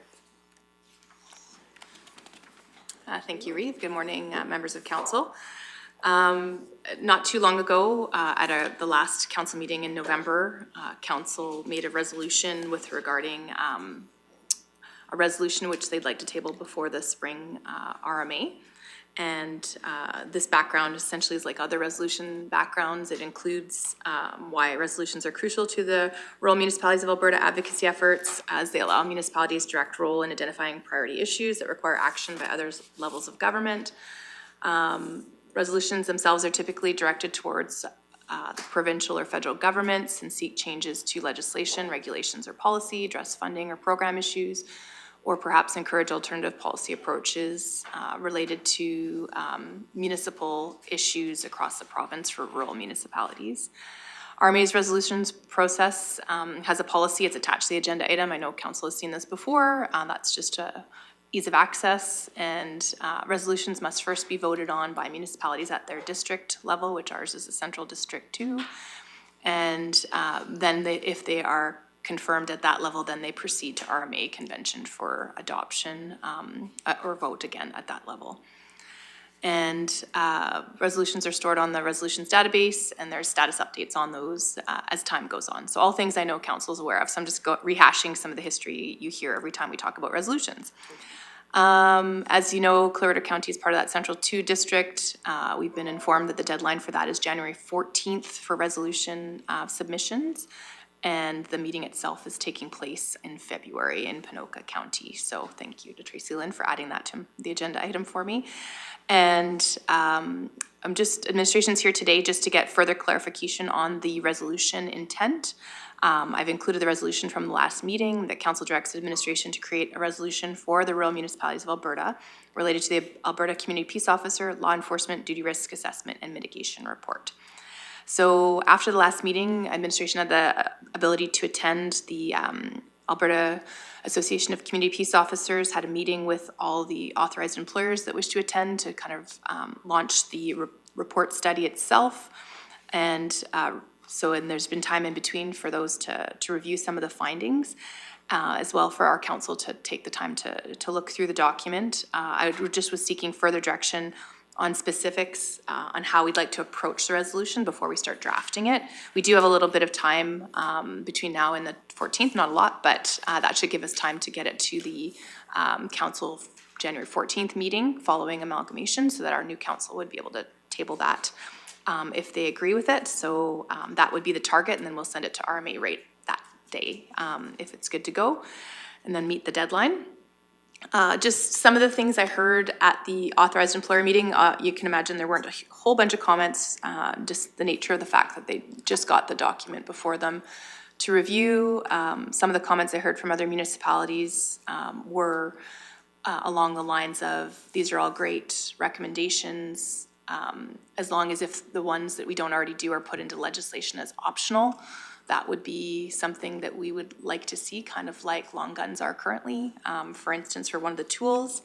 Another comment that I got from Vulcan County I thought was really spot on, and I don't want to take credit for coming up with the idea, was that perhaps a resolution could focus on the RMA striking a committee of municipalities to review the study itself, and then provide recommendations to government from there. Other than that, the reason why that committee structure for resolution suggestion sounded good to me as well was some of the other members of the AACPO executive had said, well, that actually would be awesome, because then we'd have other issues we could forward that aren't currently being addressed in a timely manner, like access to information, access to AFRAX radios, which some municipalities don't have, and so on. So just wanted to throw that out there for council to see what other municipalities had kind of said. Typically, council goes out and seeks a seconder or administration on their behalf. In this case, both Lacombe and Special Areas indicated they'd second this resolution if they get a chance to review it, likely. Like, of course, I can't speak on behalf of their council. So they, our municipal neighbors had put up their hand to take a look at the resolution and see if their council will support it as well. So we'd have to get it to them in draft form before the January 14th meeting, so that would be the challenge, but I think that would be okay. Yeah, other than that, just wanted to turn it back over to council for dialogue in terms of what you'd like the therefore clauses in a resolution to say, and then we'll pull all the background information together in a resolution for the soonest meeting in January we can. Okay, thank you very much. So we've all had a chance to look through this report, and as set forth in the motion by Deputy Reeve Melhoff in regards to putting forth a resolution, I'll turn the floor to her for more specifics or intent. Excellent. Thank you, Reeve. I'm not opposed to Vulcan County's suggestion of setting up a committee. However, typically when it's let's strike a committee, it's a delay the decision, push it off, don't actually give it what it needs. This document was very well done. I appreciate you bringing it forward for us to have a look at it and had some time to digest it. One of the big things for me that stuck out, and I mean, Clearwater County is even within this document because we've had some of our own issues with safety of our officers. The big thing that stood out to me is if the occurrence may occur as a result of a CPO performing the law enforcement mandate, then the existing case law directs the employer to either remove the hazard, stop law enforcement activities, or adequately equip and train the CPOs accordingly. So are we adequately equipped and adequately training our people accordingly? I believe we are. The different presentations you've given to us are, but I think Clearwater County is in a strategic position to be able to help change the face and the safety of officers across this entire province. And I'd like to see us do that. If that's by striking a committee, so be it, but I would rather us look at a resolution requesting the province require municipalities to implement safety procedures that are adequate for the services that their CPOs are providing. Thoughts? Okay, thanks. Thanks, Jana. Just had her turn my mic back on. Appreciate the questions, Councillor Melhoff, and totally understand where you're coming from in terms of the committee. Again, tabling some ideas on behalf of the other municipalities I heard from as suggestions. And going through the recommendations in the report, and Sergeant Lucas and I went through them in detail, and we cover off of the 12 recommendations. We don't have long arms, so one of them we don't. Currently that's allowable. That's not something though that we have within our current complement for our peace officers. Those are typically used to dispatch animals with Fish and Wildlife and other adjacent partner organizations. We haven't seen a need for those, and I understand the history related to that. For the balance, there's 11 more recommendations. Of those, 2 of them we don't currently have because they're not allowable in legislation. And so, we do a hazard assessment for the jobs, absolutely. We train to the hazard levels. We mitigate and remove the hazards as we can. Law enforcement isn't a hazardless job. It's just rated and scaled. So that hazard assessment is done on a I believe it's every 3-year basis. And then day to day, if there's something that changes within their job, we would reassess the hazards. And what our program is set up to do already meets and exceeds, in my opinion, what the peace officers policy manual from the PSCS requires of a peace officer program. So the good news for all those recommendations, we're either already doing them or set up to enact, like for number 1, for example, the enhanced incident reporting.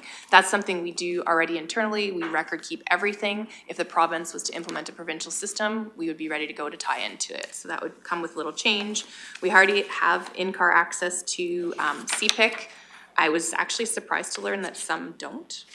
So I guess that's something that a committee could help lobby the decision makers that be for access to that for all peace officers.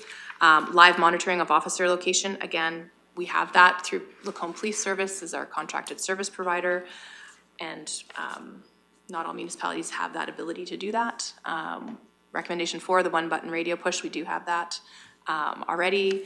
Strategic communication, de-escalating training, we already do that to some extent. We could always do more. Verbal judo, I think was what Sergeant Lucas had mentioned, if those courses come up. So we certainly could do that if it was mandated, although we already do some de-escalation training. In terms of use of force recertification, we already do that annually. In terms of use of force curriculum changes, the training we take is to industry standard, and if that industry standard changes, the course will change with it, if it hasn't already, based on these recommendations, because I know folks that do the training are going to want to stay ahead of the curve and make sure even if this report isn't adopted by government, that they're still leading the pack in terms of what training they're offering.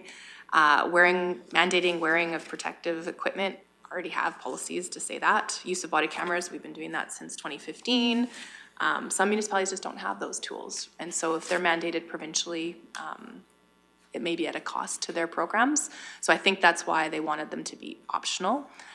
We talked a little bit about long arms already, and then the last two recommendations in the document are the conducted energy device and the sidearm options, and those are not legislatively allowable for the community peace officer programs. They are allowable to other types of peace officers in the province. Obviously, you see sheriffs and other fish and wildlife conservation with those abilities under legislation. So the study was at Clearwater County's request. I agree that if we're the one to bring forward the resolution and make changes at the provincial level, that is the right thing to do. I talked at the meeting, the ACPO asked me to go up and explain the background of why this was asked for. And so I was able to pass that along to the other municipalities as our intent behind it. I hope speaking on behalf of council in the way that Councillor Melhoff just noted. And but certainly the resolution is council's. If we don't think the committee is the way to proceed, I mean, you could do both. The resolution could have two-part. It could say strike a committee to forward peace officer program advancements, and then ask them, the PSCS, to take a comprehensive review of the study and do it in two-part. We could certainly add both if council wished. So I don't think we're limited in terms of what the resolution says. I just wanted to make sure I was following the intent of council in getting that drafted for you for the next meeting. Okay, Deputy Reeve Melhoff. Thank you, Reeve. Thank you for going over what our officers already do. We do have a very high level of service when it comes to CPOs. But that also is why I think that it's important that we make sure that provincially the expectation is the same. Just the understanding that it is not required to wear all of the safety equipment. Just that line alone in this document, that's not provincially mandated that you wear the safety gear that you're issued. I mean, I understand the plight of the expense of having to buy some of this gear. Having a CPO program is not mandated. You don't have to have one. If they can't afford to properly equip their CPOs to manage their safety, perhaps they should not have a program. And I know that's harsh to say, I recognize that, but that is part of doing business. So like I said, I'm comfortable with striking a committee, but I would like to have us take a much stronger, straightforward implementation approach, that we look at actually having the province have these implemented for municipalities that have these programs, and that includes whatever legislation needs to be changed in order to do that. The people, the general population, do not know the difference between a bylaw enforcement officer, a CPO, a peace officer, a sheriff, who is under the same legislation requirements as a CPO, but yet has different safety tools and to do their job. I found that very interesting, that the provincial officers that they give the same legislative ability to have a different safety standard than the officers that we have under the same legislation. I found that very interesting. And RCMP, people don't delineate the difference. As it is, it's hard for them to delineate the difference between anybody in a uniform. Firemen, EMS, maybe postal will be in there soon. Like, anybody in a uniform is treated the exact same. So they should have the same tools to do the job. And I think that Clearwater County can take a stand on that. And we only have 2 more shots at building resolutions. Actually, 1 more shot at building a resolution, because actually the the election's in October and RMA is in November. We have one more shot at this, and I think that we can do good here. But I'd love to hear from what the rest of council thinks. I personally like the two-phased approach, including the committee and also in regards to having that provincial standard, safety standard. I think that's very important. I agree with all the comments that you've just said. If you can't afford to have the program and you can't afford to equip them, it's like sending the farmer out with a hoe versus go out with the tractor and the plow. So anyway, so I concur with everything that you've just said. Go ahead, Councillor Ratcliffe. Thank you, Reeve. I have to agree as well. We have a very good report here. Getting some immediate action as such as we can, I think is required. And any further study or recommendations could go to committee. So I think that's the best approach from my perspective. Okay. Any other further comments or questions in regards to this? And go ahead, Councillor Northcott. No, I like Vulcan County's recommendation there to have a committee and go through this. I think each, like the mandate of the CPOs is to protect the infrastructure of the municipality. So to have them have the proper gear and proper tools at their disposal absolutely is correct. But it should be remembered too what their mandates are, like they would have a different mandate than the RCMP or postal workers or whatever. So they're just to have that clarity maybe brought back to the table of what the original mandate is and what they do and what they get dispatched out for. But to have the proper tools and stuff at their disposal, 100%. All right. Any other further comments or questions? All right. Ms. Haggard, is there any other further clarification that you would like? Or I'm wondering do we need to make a motion or are you just looking for more direction? Yeah, if council wishes to make a motion, that would be fine. I think we already have a motion to support the resolution creation, and the resolution will come back in draft for approval, so I don't think a motion is necessary. It was more just to get that clarity from this table before we proceeded and then go down the wrong path and not have time to make amendments, so. For sure. As long as everybody had nodded to the two things being included in the resolution, I think I'm comfortable to proceed. Okay. Deputy Reeve Mohawk? Thank you, Reeve. And again, thank you for bringing this forward. I appreciate it. And I hope that we'll see a really good outcome of this. When we know better, we can do better. And Clearwater County is in the position to ensure the whole province does better. I do have a question with regards to resolutions, just because we're talking about resolutions and the deadline is coming up pretty quickly. Is there an opportunity for us to look at a couple of other ones? I think that it would be prudent of us to look at what other resolutions we might want to draft.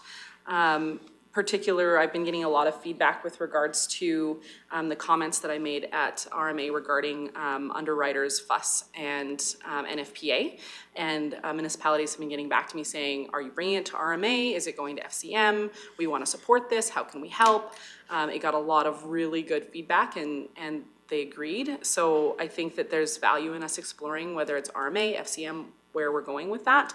And also the health engagement team wanted to see if there was an appetite for looking at advocating for rural stipends for all of rural healthcare that would be more equitable with what the urban areas are seeing in order to try to keep and retain physicians. And I wanted to give you guys an update on the work that I had done with MIH, but I can do that at lunch as well so that you guys have an idea of where I'm at and we don't waste too much time here to do that. But I just wanted to know what the team's thoughts are on those two thoughts. I have a question in regards to the healthcare engagement team. Do they have a motion for you to bring that forward? Yes, Okay. and So- because it was resolutions on here. Yep. On today's agenda, I felt that it was appropriate to bring it here. Okay. Anybody have any other comments, questions in regards to the ideas that were just brought forward? I'm just wondering, would there be time, CO Emmons, for a bit of a notice of motion in regards to these resolutions for the January meeting? Would there be enough time? No? Okay. Okay, so there have to be. It was also in an email in June to all of you guys, if that helps. Yeah. We never acted. Go ahead, Councillor Ratcliffe. I think that those two other issues have potential benefit to the whole province and should go forward. Were you making a motion to draft resolutions on those? I can if it's the will of the team, I just didn't want to do it without the Okay, well, will of the team. let's hear some other voices then. That's what I was trying to, trying to draw out the team. I guess for myself, I'm not sure, I'm glad that you answered the question in regards to the rural healthcare team would liking to bringing the rural stipends topic up. My question would be are we overstepping something that the province is maybe already coming out with? Are we getting ahead of them versus that, or are we, because that seems to be a blast here, a blast there, we're not really getting any advance notice of what's coming about, and I understand that, that's part of how they're dealing with AHS, but yeah, creating that four-legged stool in that way, so maybe that's an opportunity through that resolution to say that the rural counties, the rural, believe that RMA can advocate on that behalf for that going forward. I don't see a negative as long as it doesn't land in our lap to create those funds. That would be the unintended consequences of something like that. So, and maybe I'm just looking at the balance of council. In regards to the FCM motion or the suggestion on that, is everybody up clear, or did you want Deputy Reeve Malhoff to reiterate that one for your clarity? Maybe I'll ask you to reiterate that one for the clarity then, please. Just to comment on what you had just said with regarding the healthcare stuff, and they just did put out like that big document regarding rural remote, extreme remote, all of that stuff. Perhaps there's an opportunity for us to maybe set up a meeting with the health minister, request a meeting with them so we can better understand how they plan on dealing with rural, and then we can draft a resolution based on how we feel that meeting goes. Maybe that's a good balanced approach forward for everybody's comfort. And with regards to the underwriters, when I actually do have a notice of motion drafted for that, we just haven't had a chance to connect with the legislative team and fire services in which to make sure that that's drafted fully before it comes back to this team, because that is drafted. But underwriters and FUS and NFPA sit federally, which is why I suggested it go to FCM, because it's a federal thing, not a provincial thing. That doesn't mean we can't do both. The province can push on the feds and we can push on the feds and we can do that. But that's why I suggested FCM, just because it is a federal issue. And I can explain further if the team wants to understand more why underwriters and FUS and NFPA are an issue and why municipalities are wanting it changed. And I'm just trying to think of Bill 18 that came out and saying that the province would like us to go through them to get to the federal, so maybe that might be an opportunity for us to do this through RMA to push them and going in that direction, so anyways.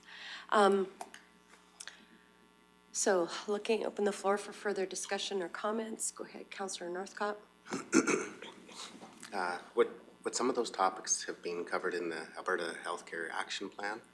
And my thoughts are, would this create redundancy, or should we go back and maybe just see if during the Alberta Healthcare Action Plan, if that has really been executed on and those improvements that were identified in that plan, if they've been executed and brought forward for residents.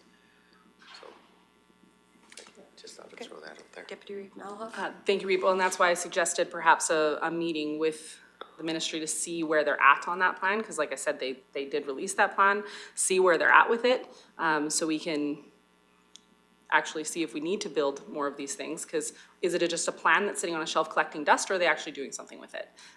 And I think if we remove pressure, then that's not necessarily a sign to get things changed, but if we actually talk to them about it and say, are you doing this? And if they can show us an actual plan forward that they are, great, then we don't need this resolution, we don't need it to go to the delegation and RMA.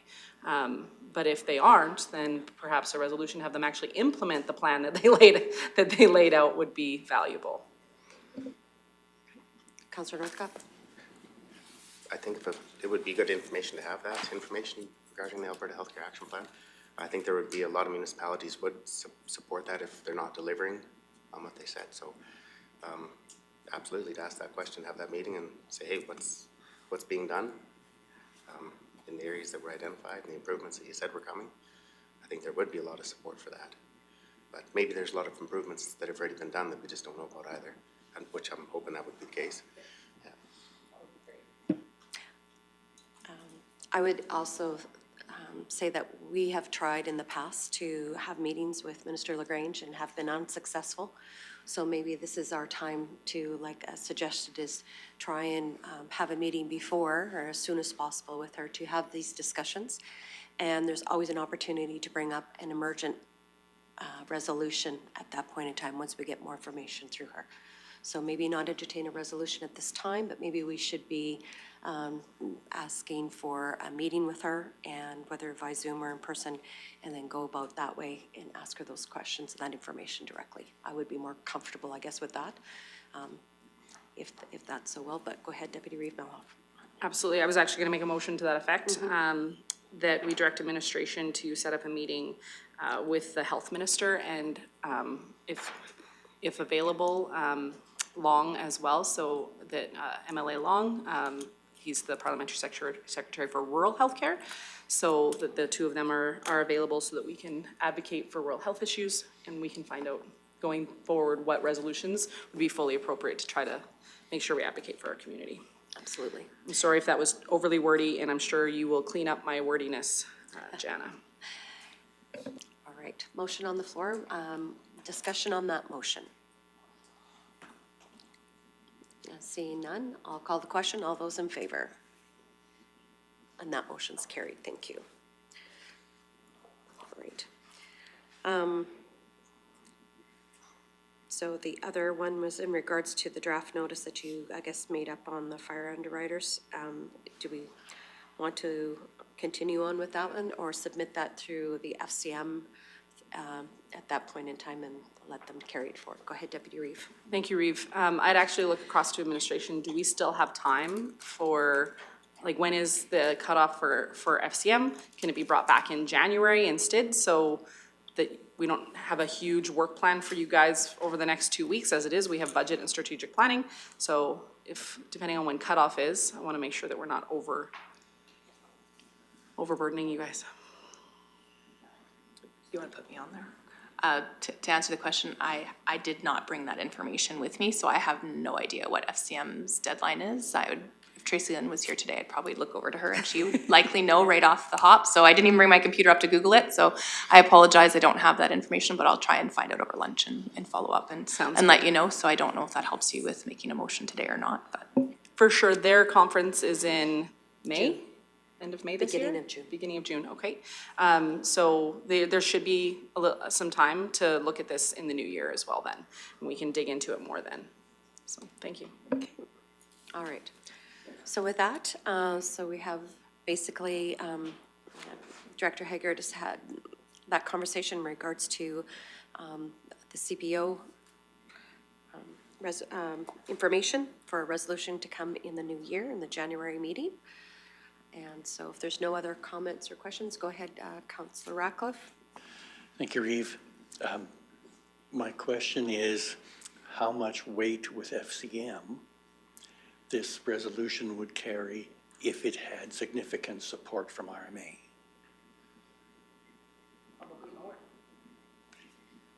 As, If trying to get a resolution for that to RMA as well. for sure. And I guess we'll know more on January 3rd and February 7th, where those resolutions would lie within our own district. And maybe it's an email to our representative to say, maybe she can reach out to the other districts to see if something similar is coming up or not, or she is also part of the FCM contingency that for Army that goes to Ottawa, and that might be an opportunity to reach out to her to see when those deadlines is and what she would, with her experience. Yeah, what her And it can be an recommendation- emergent resolution at that point in time too, at Army and the Spring Convention. So we have had, again, emergent resolutions come forward, and it might be something that may come from the RMA board itself. Who knows? So, but make a note to reach out to Reeve Link. Okay. Leave that with you to reach out. Sure, sounds great. All right, so I believe we're finished with this item. Thank you for coming in. And we have a 1 o'clock delegation coming in from the Rocky House Volunteer Search and Rescue for one. So we will skip that item agenda and move right on along to the CAO report, item 5.1. I'll go to CO Emmons, please. Thank you, Reeve Swanson. Good morning, Council. The December 10th, 2024 CAO report. First item, on December 4th of this year, the Lieutenant Governor and Council made the order amalgamating the village of Caroline and Clearwater County to form the new Clearwater County. It's been years of hard work and meetings and discussions that have accumulated to create the new beginning. The order of Council can be found attached to this report. Land use bylaws. Due to the municipality changes coming forth with amalgamation on January 1st of 2025, some of the land use bylaws that have already gone through first reading will be brought back again for first reading in the new year. The current municipality is not able to approve first reading of bylaws that will be brought back for public hearing, second and third readings by the new municipality. The planning department has worked hard to ensure land use bylaws will be completed before December 31st of 2024. For those who are unable to be scheduled before the end of the year, first reading will be brought back to the new municipality early in 2025. The next item, a consultant has been in contact with Clearwater County regarding initial consultation on a gas-fired power plant within Clearwater County. The basics of the project and what our process would be outside of the AUC requirements and approvals was discussed. In addition, they have very preliminary discussions with our Public Works Department regarding roads and possible accesses for the project. No applications have been received for the proponent at this time. Attached, you can find the most recent public newsletter that was sent to us and the area landowners giving basic information on the proposed project, including location and what the proposal would include and the timeline for engagement process. Once the proponent is far enough along in the development of the project plan, they wish to make application to Clearwater County for approval, they will be required to go through a land use amendment process to rezone the property accordingly for the plant project, which requires public hearing with our council. Once the rezoning is completed, they will have to get a development permit for the construction and operation of the plant. Deputy Reeve Mello? Thank you, Reeve. Questions, I'm sorry. The Land Stewardship Act actually makes it so that we don't make decisions regarding AER projects. The province does. And therefore, they typically don't need to come in to be zoned. Why this one is happening to come in and be rezoned? For example, Paramount is doing a massive project east of town. They didn't come in for a land use zoning amendment. They are simply going forward with their project on agricultural land. So I'm curious why this one needs a land use amendment and that one doesn't. Given this, administration wanted to give council as much heads up as possible. That's why the public information that's been shared on this project is brought forward for information and transparency. The project still is in its initial stages. I'm reluctant to put out details ahead of their own application. My only answer can be that because it's not full-on oil gas, they are looking to Clearwater County. Okay. Because, I'm sorry, Reeve, if you don't mind. Yeah, go ahead. Because anything AER falls under the Land Stewardship Act, but anything city and AUC falls under our land use planning. Is that, Similar to the solar project requiring the local municipality's approval in Caroline at this time. and because this is a blended project, it might require both? That's my speculation. Okay. Perfect, thank you. You're welcome. If there's no other comments or questions on the project, I'll look for a motion to accept the CO report, but go ahead, Councillor Cermak, with your question. Can you enlighten me on the amalgamation? I know it happened on the 4th and it doesn't come into effect until January 1st, 2025. What decisions can be made in the village in this interim? And what input does the county have on any decisions made by the acting council now? Just to make it clear out there for everybody, because people are wondering what's happening on the interim and who's in charge. Thank you for the question, Councillor Cermak. So legislatively, the Village of Caroline is an autonomous municipality up to and including December 31st. The expectation is that no long-term impactful decisions would be made. They are expected to approve a budget, as we are, as if we are not going to be amalgamated, so that municipal affairs can view the appropriate budgets. But really, they are to maintain a status quo. So they are the authority. Come January 1st, Clearwater County and the Village of Caroline become a new municipality. Clearwater County keeping its former name, Clearwater County, and the village becoming a hamlet. And the budgets, the two budgets, would be amalgamated, for lack of better words, and presented to the interim council on January 7th. At that time, the interim council will have the ability to look at the two budgets and tweak and pick priorities and go through and create the new budget going forward. Okay. If that helps. Yeah. Follow up? You bet. Is there anything that they can do that would put an adverse effect on the county in this interim? Or vice versa? Can we do something that could affect them on this interim? Without the other person, the other council knowing? Short answer, yes. Okay? You know, I would propose no different than us.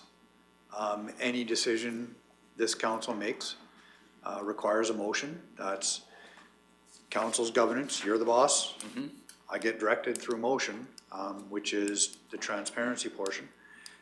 They're no different. They fall under the Municipal Government Act, and that would be open, but that lets us know decisions made. Today, they're an autonomous municipality. Again, going back, long-term commitments aren't viewed favorably. We would not want to enter into a 30-year contract to take the extreme with a consultant at this time. That wouldn't be deemed reasonable. Okay, thank you. You're welcome. Any other further comments or questions on the CEO report? Not looking for a motion to accept the CEO report for information. Okay, Councillor Lougheed. Call the question. All those in favor? And that's carried. Moving on to the Rocky Mountain House Airport report for November of 2024. Any comments or questions on that report? If not, looking for a motion to accept that report for information.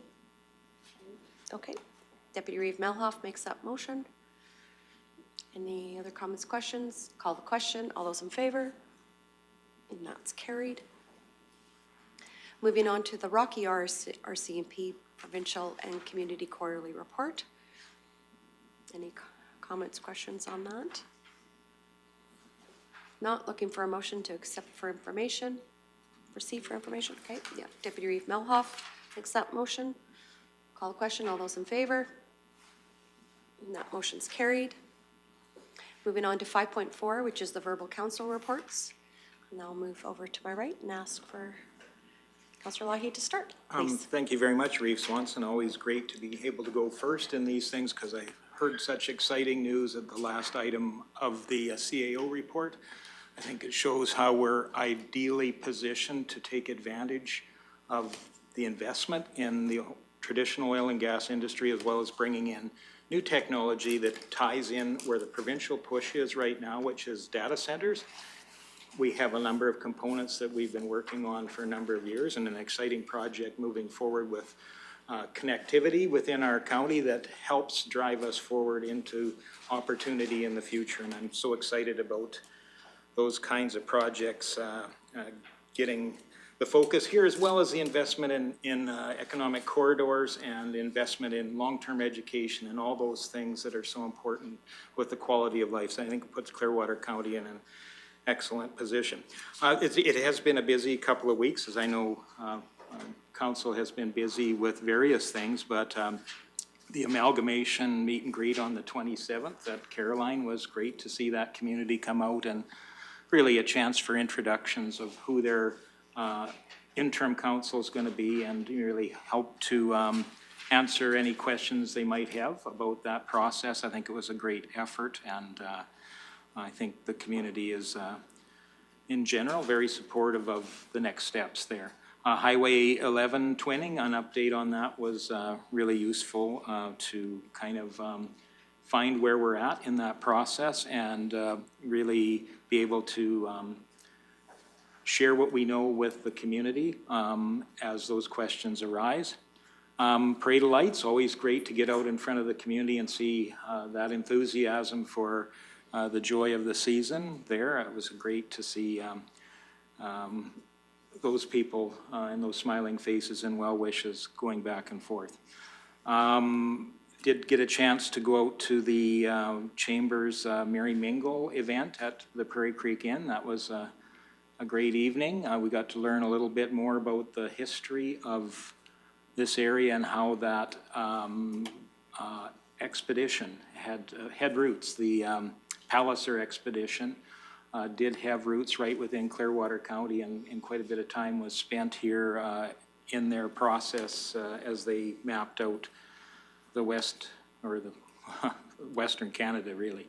And again, great chance to get together with the people in this organization that make everything happen. So that staff Christmas party at Dover Court was a great moment. And I'll cut short there just so that the rest of the council gets a chance to share their enthusiasm for the future of our county as well.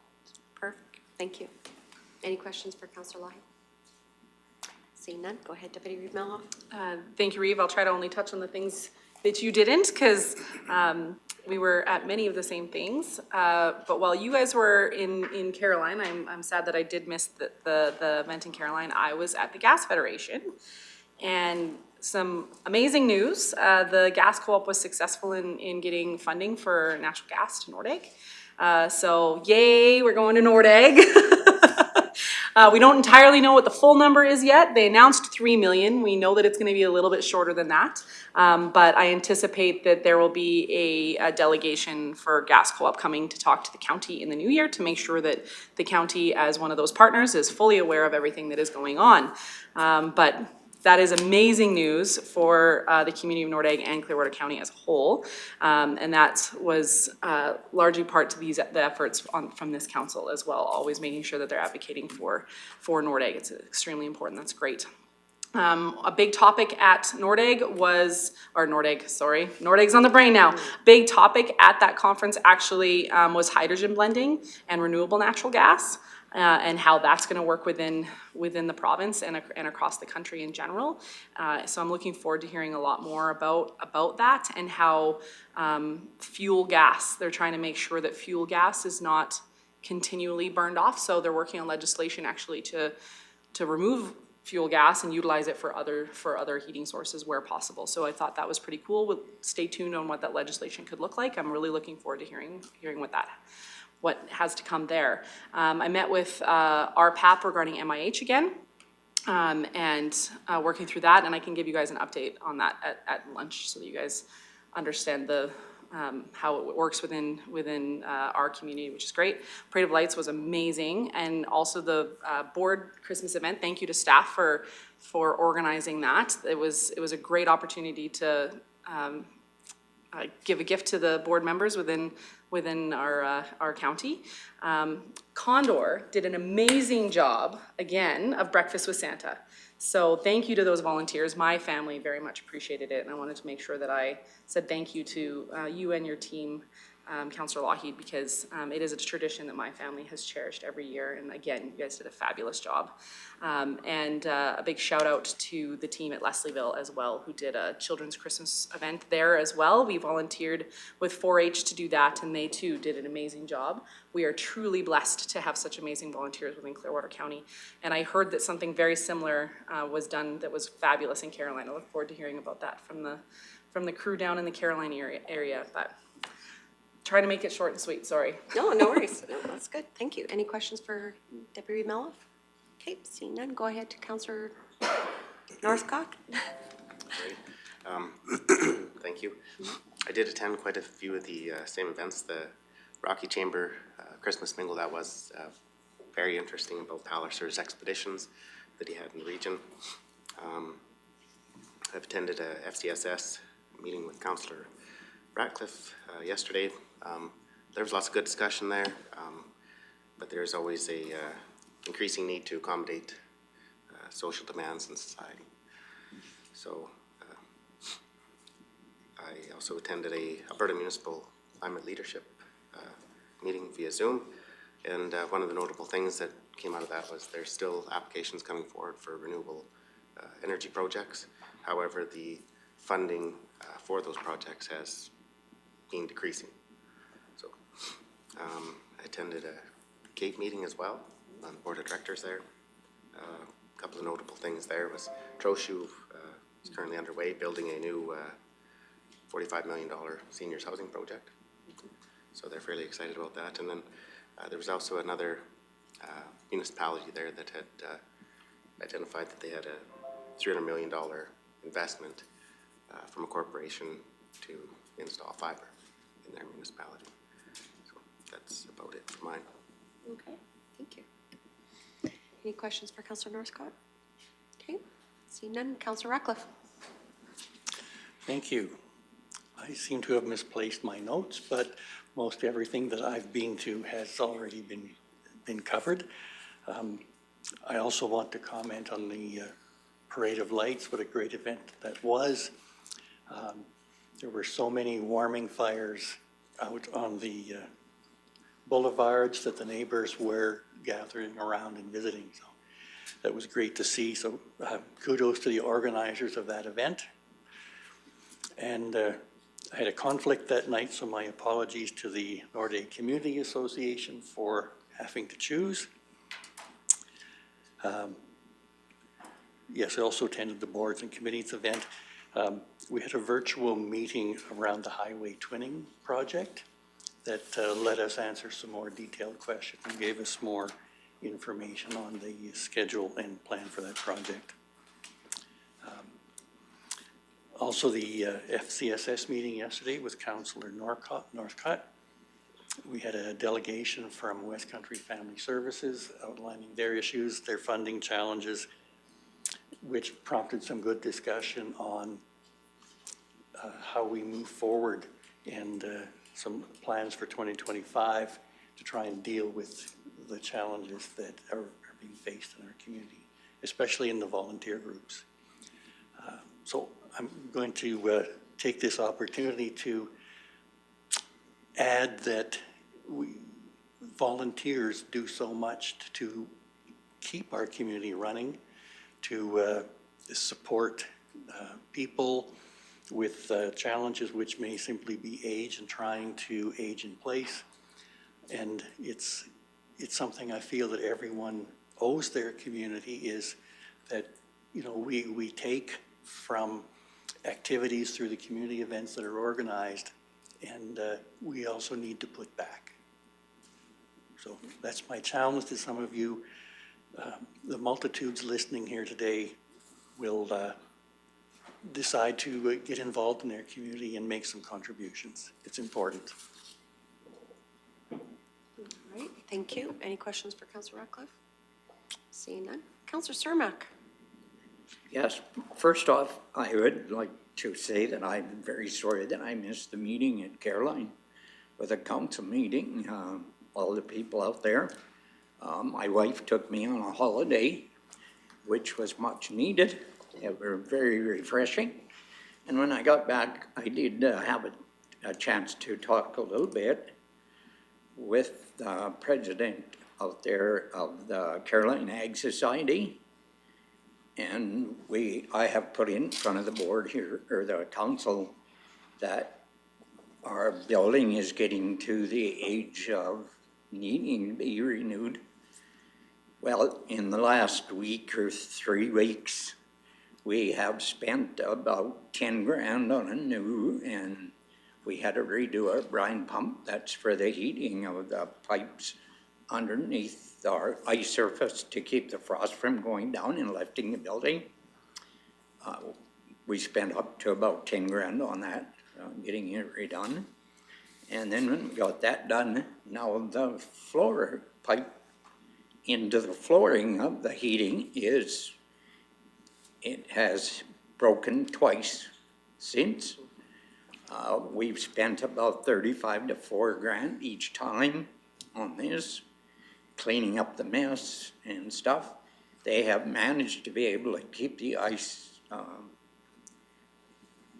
available and up and running for all of the activities that go in our building. But I just wanted council to be aware that there could be a big bill coming fairly shortly for maybe a new ice plant, maybe new piping. And that could be in excess of $1 million. That facility out there, I think, was first put in the 50s. So it has lived a pretty long longevity, but there could be some expenses coming within the next 6 to 18 months to keep that area, that corner of our county in recreation.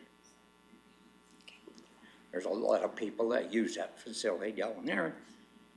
And I just wanted to have everybody here to be aware of what's happening down there, and that whole board, I believe that there's 7 or 8 of us on the board. I am the county rep there, and Jordan is the alternative. These are all volunteers that work, and they go to special meetings every time something happens, and they get together and make decisions. The county's always been really good at backing us and stuff. And I say us because I'm part of that community, Jordan is too. We both live in the Caroline area, and it's really important to that area. So I just wanted everybody to be aware of what's happening. Thank you. Thank you. Any other comments, questions for Councillor Cermak? No? Thank you, Councillor Cermak. You look rested too. Just a quick on my council report. Has been to most of what you guys have already been to. I've done an extra couple radio interviews, one about the amalgamation, the other one in regards to the chamber passport. It was nice to go bowling before the Parade of Lights with the town council that came. And kudos to Councillor Lougheed's daughter. She was the high score on that one, so she beat all of us. That's awesome. It was good.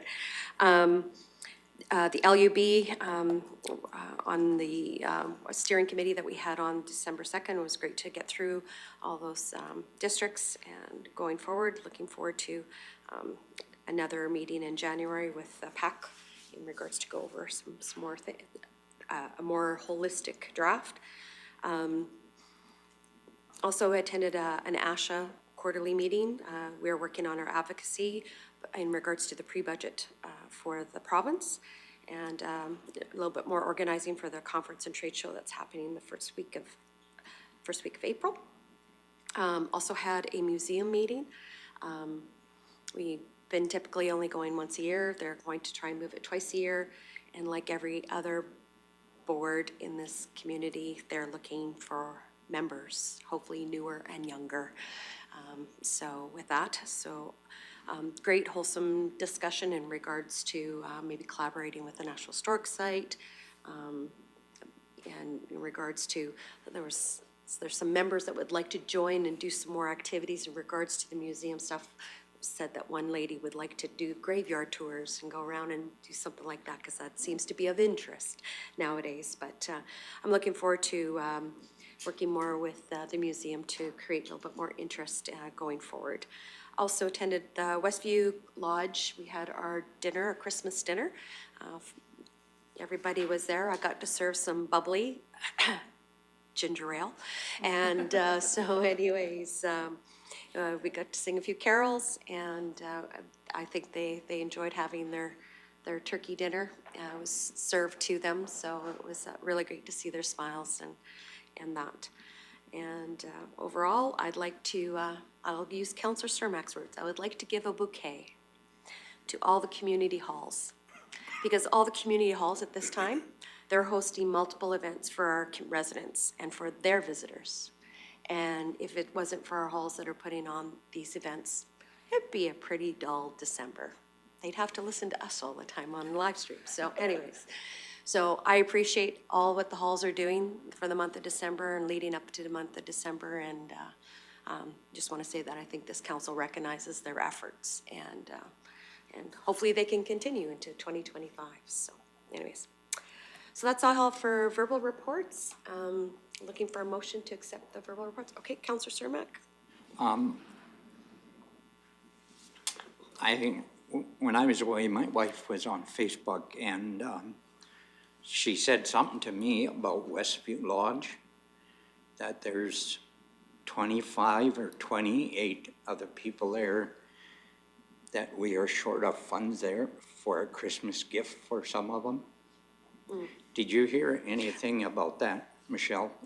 Seeing that you're on the board with me? Yeah, no, it was, I'm think not sure if they're- it was Westview Lodge or if it was through Rocky Victim Services. Rocky Victim Services were looking for seniors. And they were as well, looking for donations, donations for because some of the seniors. people there that are in Yep. the facility Yep. has nothing coming forward for Christmas. Yeah, And I so, just wanted the people out there to be aware. yeah, for sure. If you're looking for somewhere to donate, and I'm sorry, I'm not on Facebook, this is third hand. Yeah, So if somebody knows, if they could let us know, and maybe some donations could go towards that. yeah. Thank you for bringing Because that. I'd hate to see somebody be without anything for Christmas. Yeah, and I believe there are other organizations that are as well doing that, Santa's Anonymous, and I'll go to you, Councillor Lougheed. I thank you for that reminder as well. I know there was a news article that indicated that because of the postal strike, or related to the postal strike, that donations are down up to 50% on some of our service organizations this year. So there still is time for everybody to step up and make sure that we can spread a Merry Christmas as far as possible through direct donations as well. So just a little reminder of how important those organizations are to our community, and really to enjoy the joy of the Christmas season requires the efforts of everybody. Thank you. Thank you for that. All right, so motion to accept the council reports. Okay, Councillor Cermak makes that motion. I'll call the question. All those in favor? And that is carried. All right. Correspondence. There was a letter from the FCM in regards to a response. If there's no discussion, looking for a motion to accept the correspondence as presented. Councillor Ratcliffe. I just have a question as to how Wheatland County feels about this. If their direction has changed because of this letter, or I don't know if you've had any correspondence with them.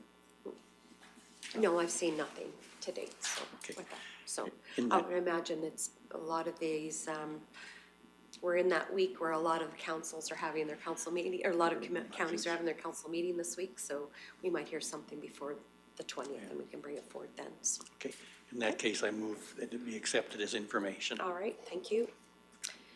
Call question, all those in favor? And the motion's carried. All right, no notices motion. So we do have a closed session, but we're actually gonna go into our lunch right now, and we will return in 45 minutes.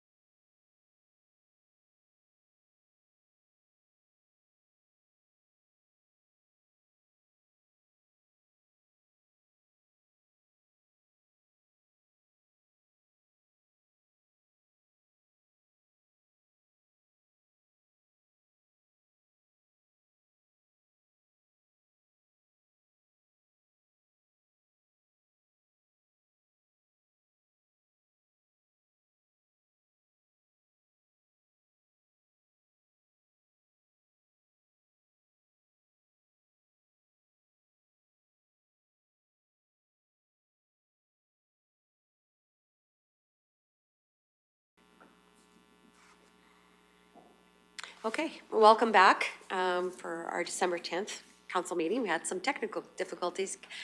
We're just lining up our 1 o'clock delegation.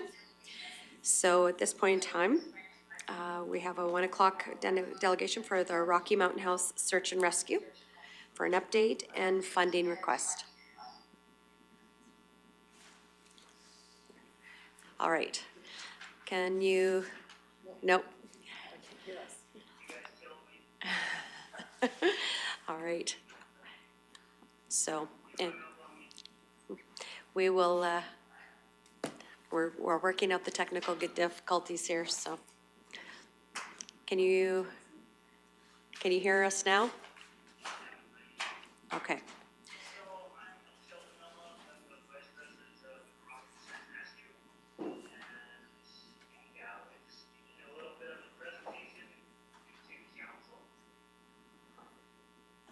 Okay.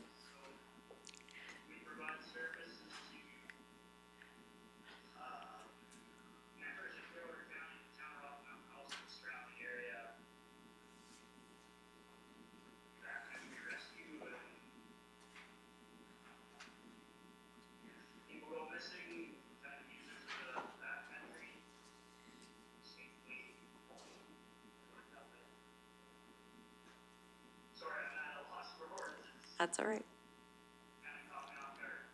Mm-hmm. You guys should have a little bit of a package with some of our stats from the last year.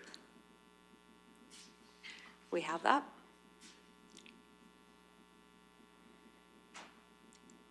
Is there anything you want to highlight? Oh, just 1 second, Sheldon.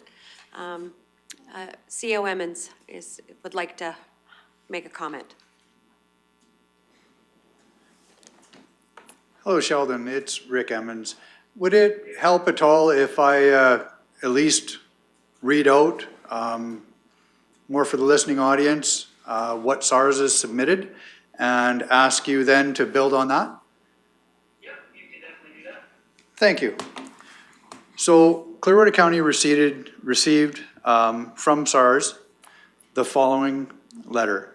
It goes without saying that Rocky Search and Rescue is not only part of the community, but it provides a vital service within it.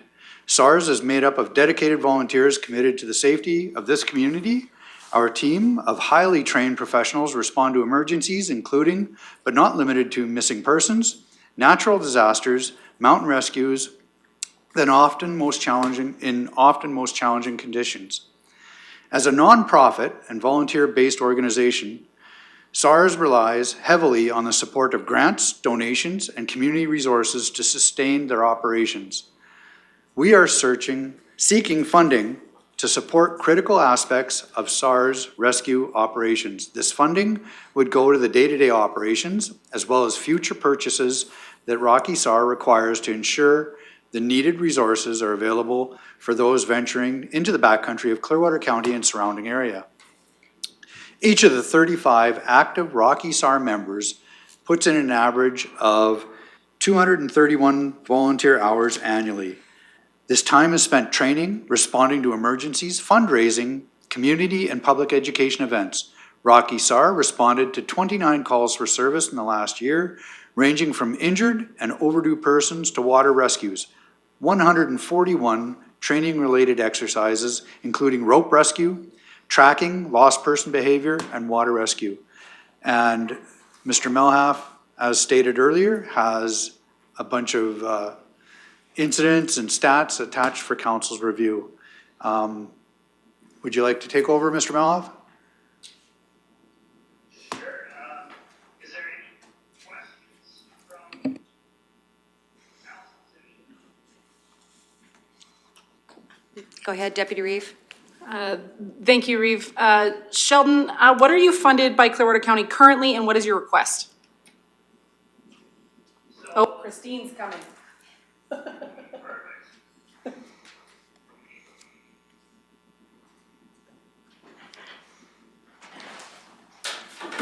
Hello, Ms. Haggart. Again. Good afternoon, members of council, and thank you for accommodating the shuffle of virtual and I thought maybe I could jump in and help out as well in terms of the funding. For 2024, search and rescue was funded in an operational grant of $50,000. That's kind of basics of operations, you know, keep the lights on, pay for training, whatever is required. They submit that with an annual application. And they also asked for an additional $40,000 for capital funding. It is still an operational grant, but that was towards their capital equipment purchases, and often they're funded through joint ventures where they can get funding from us and then other levels of government or granting opportunities that way. And then there's also some funding in the budget that includes their AFRAC radio system. That was something that came with the council decision a few years back when fire services switched over. That's about $40,000 a year. And then we have an annual operational allotment that we have for insurance as well as vehicle maintenance. And that's approximately between the two about another $15,000.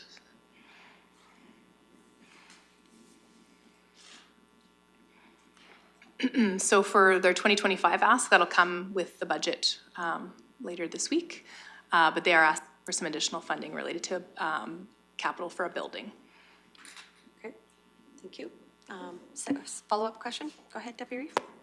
Yes, thank you, Reeve. So we'll be digging deeper into that in the next couple of days when we go over the budget then? We don't have to dig into that now? It's totally up to council's discretion. You have one of the members that was wishing to present to council in advance of budget deliberations on the phone, so you could certainly ask Sheldon as the vice president in terms of what their plans are, but we do have the dollar amounts are in our budget binders, and the ask would be on the summary page in the budget binder, so that you will see that coming forward. Yeah, so when you dialogue, it's totally up to council. Okay. Thank you. So while we have you online, can you maybe offer a little bit of the background as for your ask?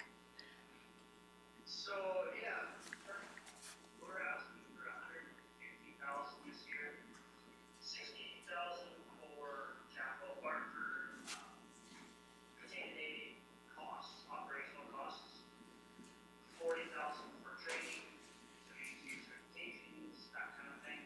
And then we're looking at doing a $50,000 capital set aside, if you want to put it that way.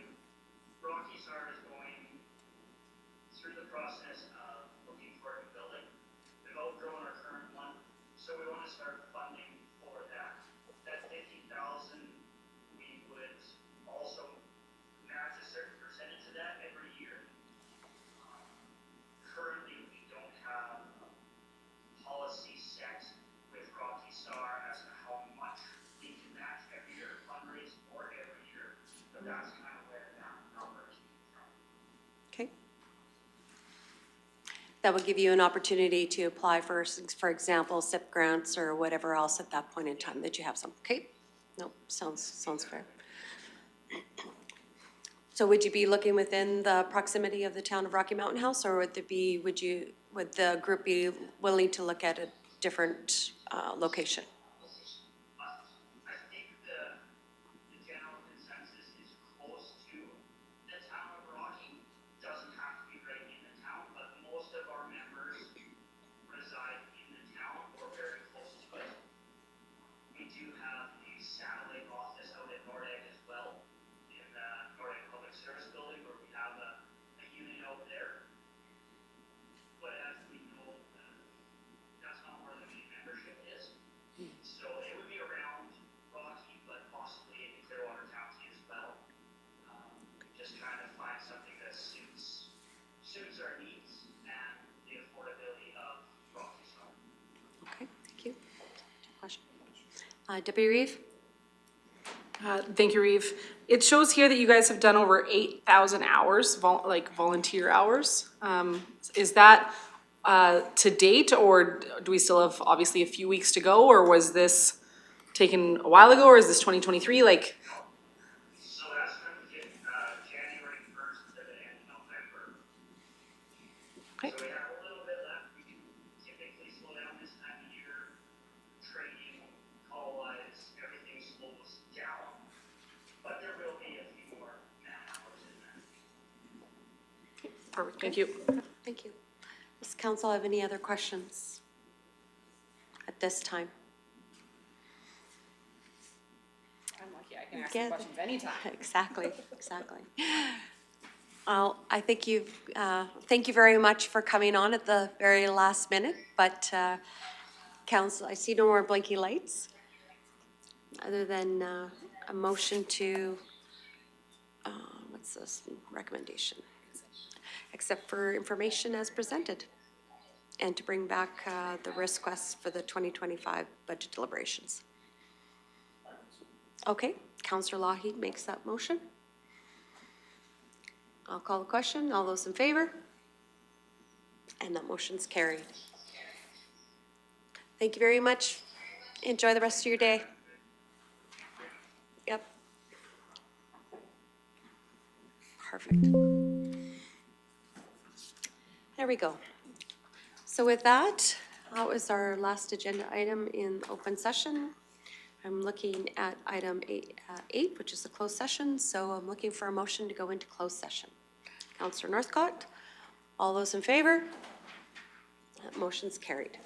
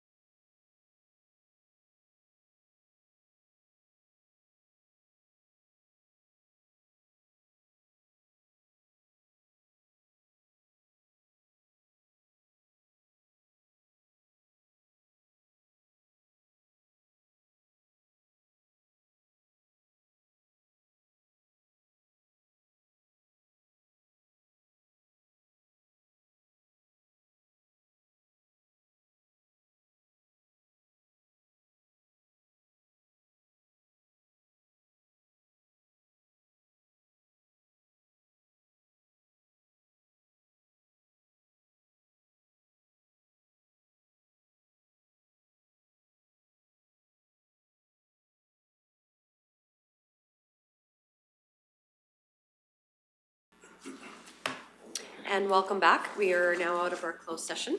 And we have one motion coming out of closed session, and I will turn that over to Deputy Reeve Melhoff. Thank you, Reeve. And I would move that council accept Veritas Solutions report as presented and that no further action is required. Thank you. Any other comments, questions on the motion? Seeing none, I'll call the question. All those in favor? And that motion's carried. Now moving on to the last item of the agenda, is the adjournment. Looking for a motion to adjourn. I'll make that motion. Oh, thank you, Councillor Northcott. Yay. All those in favor? And that motion's carried. Thank you very much. See you at budget.